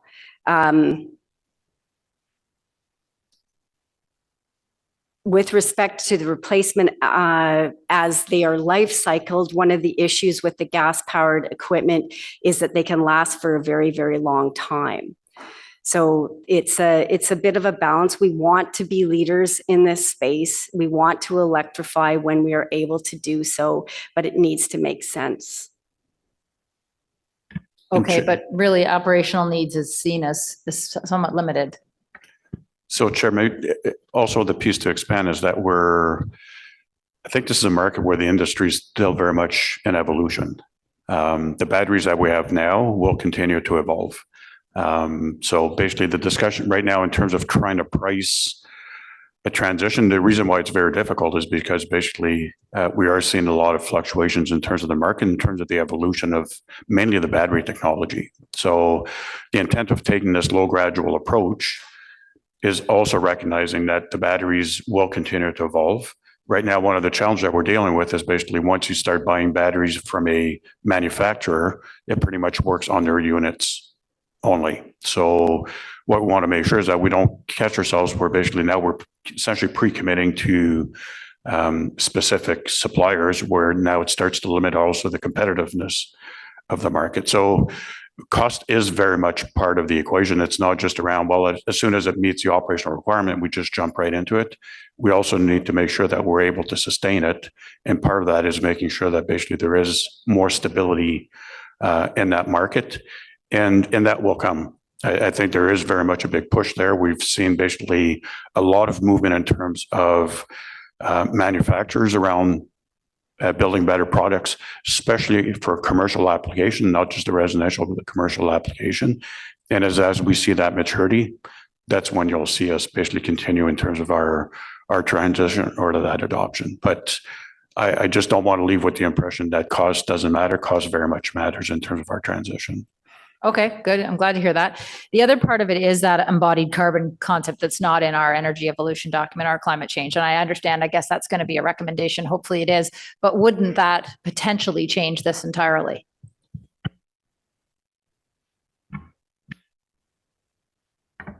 In terms of? So if part of the new guidelines for our master plan tell you that you need to consider embodied carbon in everything you do and all the decisions you make, that could change this. It would certainly be added to the calculation, that I can let Will speak to the more specifics, but it would just be another item that we would overlay in terms of our current assessment. So I don't think that it would change necessarily the direction that we're taking, because again, one of the limiting factor is the availability and the maturity of the market right now. So, and that's the piece that we want to make sure that we are careful in terms of our transition approach, that we don't go in this too fast and then realize that, whoops, a couple of years later, now we're having to change basically all of the equipment because basically the batteries are deemed to be obsolete. So the embodied carbon is a consideration, but I would say that the maturity of the industry is probably a bigger factor right now. Okay, well, we'll see when all that comes about, what discussions we have then. The other thing I would say is in this report, again, it says, $33,000 have been spent so far is what the report indicates. But I would say that figure doesn't consider staff costs and times because you're doing this now instead of doing something else, right? So you don't ever consider costs of like staff time when you put that dollar figure together in the report.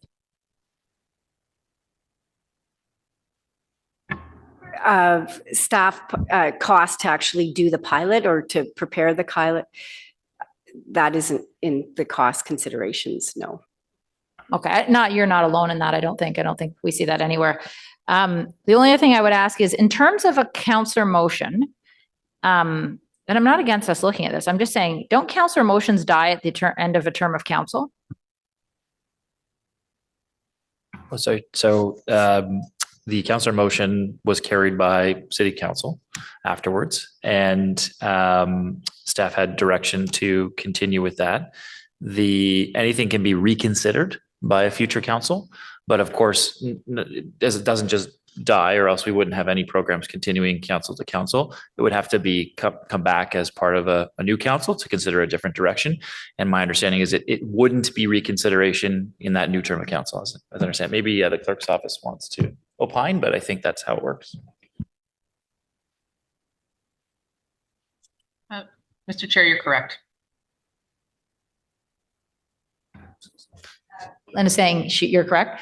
The only reason I'm asking that is I'm wondering if there could be some more parts to it. But anyway, we can talk about that at some other time. Thank you.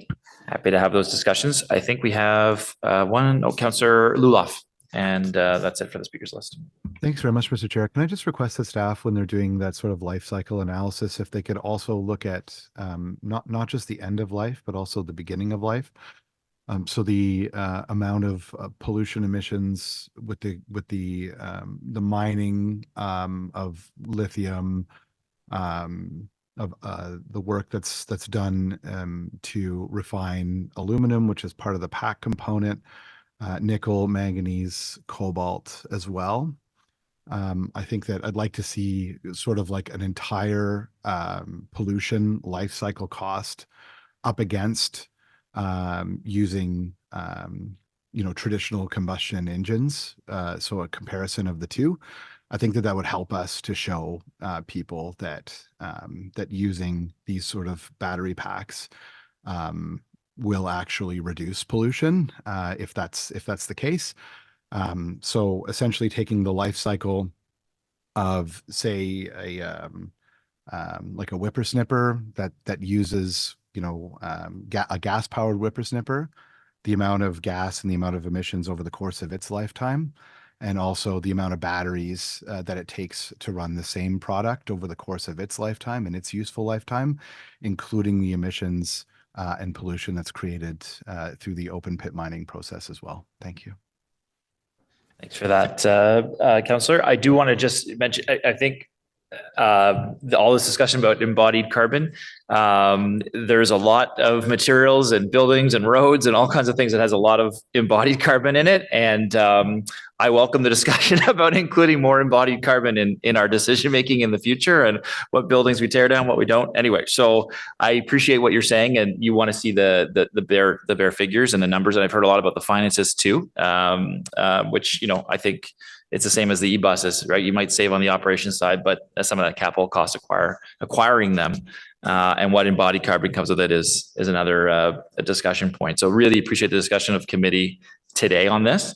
This is that climate change committee recommend that council receive this report for information. So is the recommendation and the report received?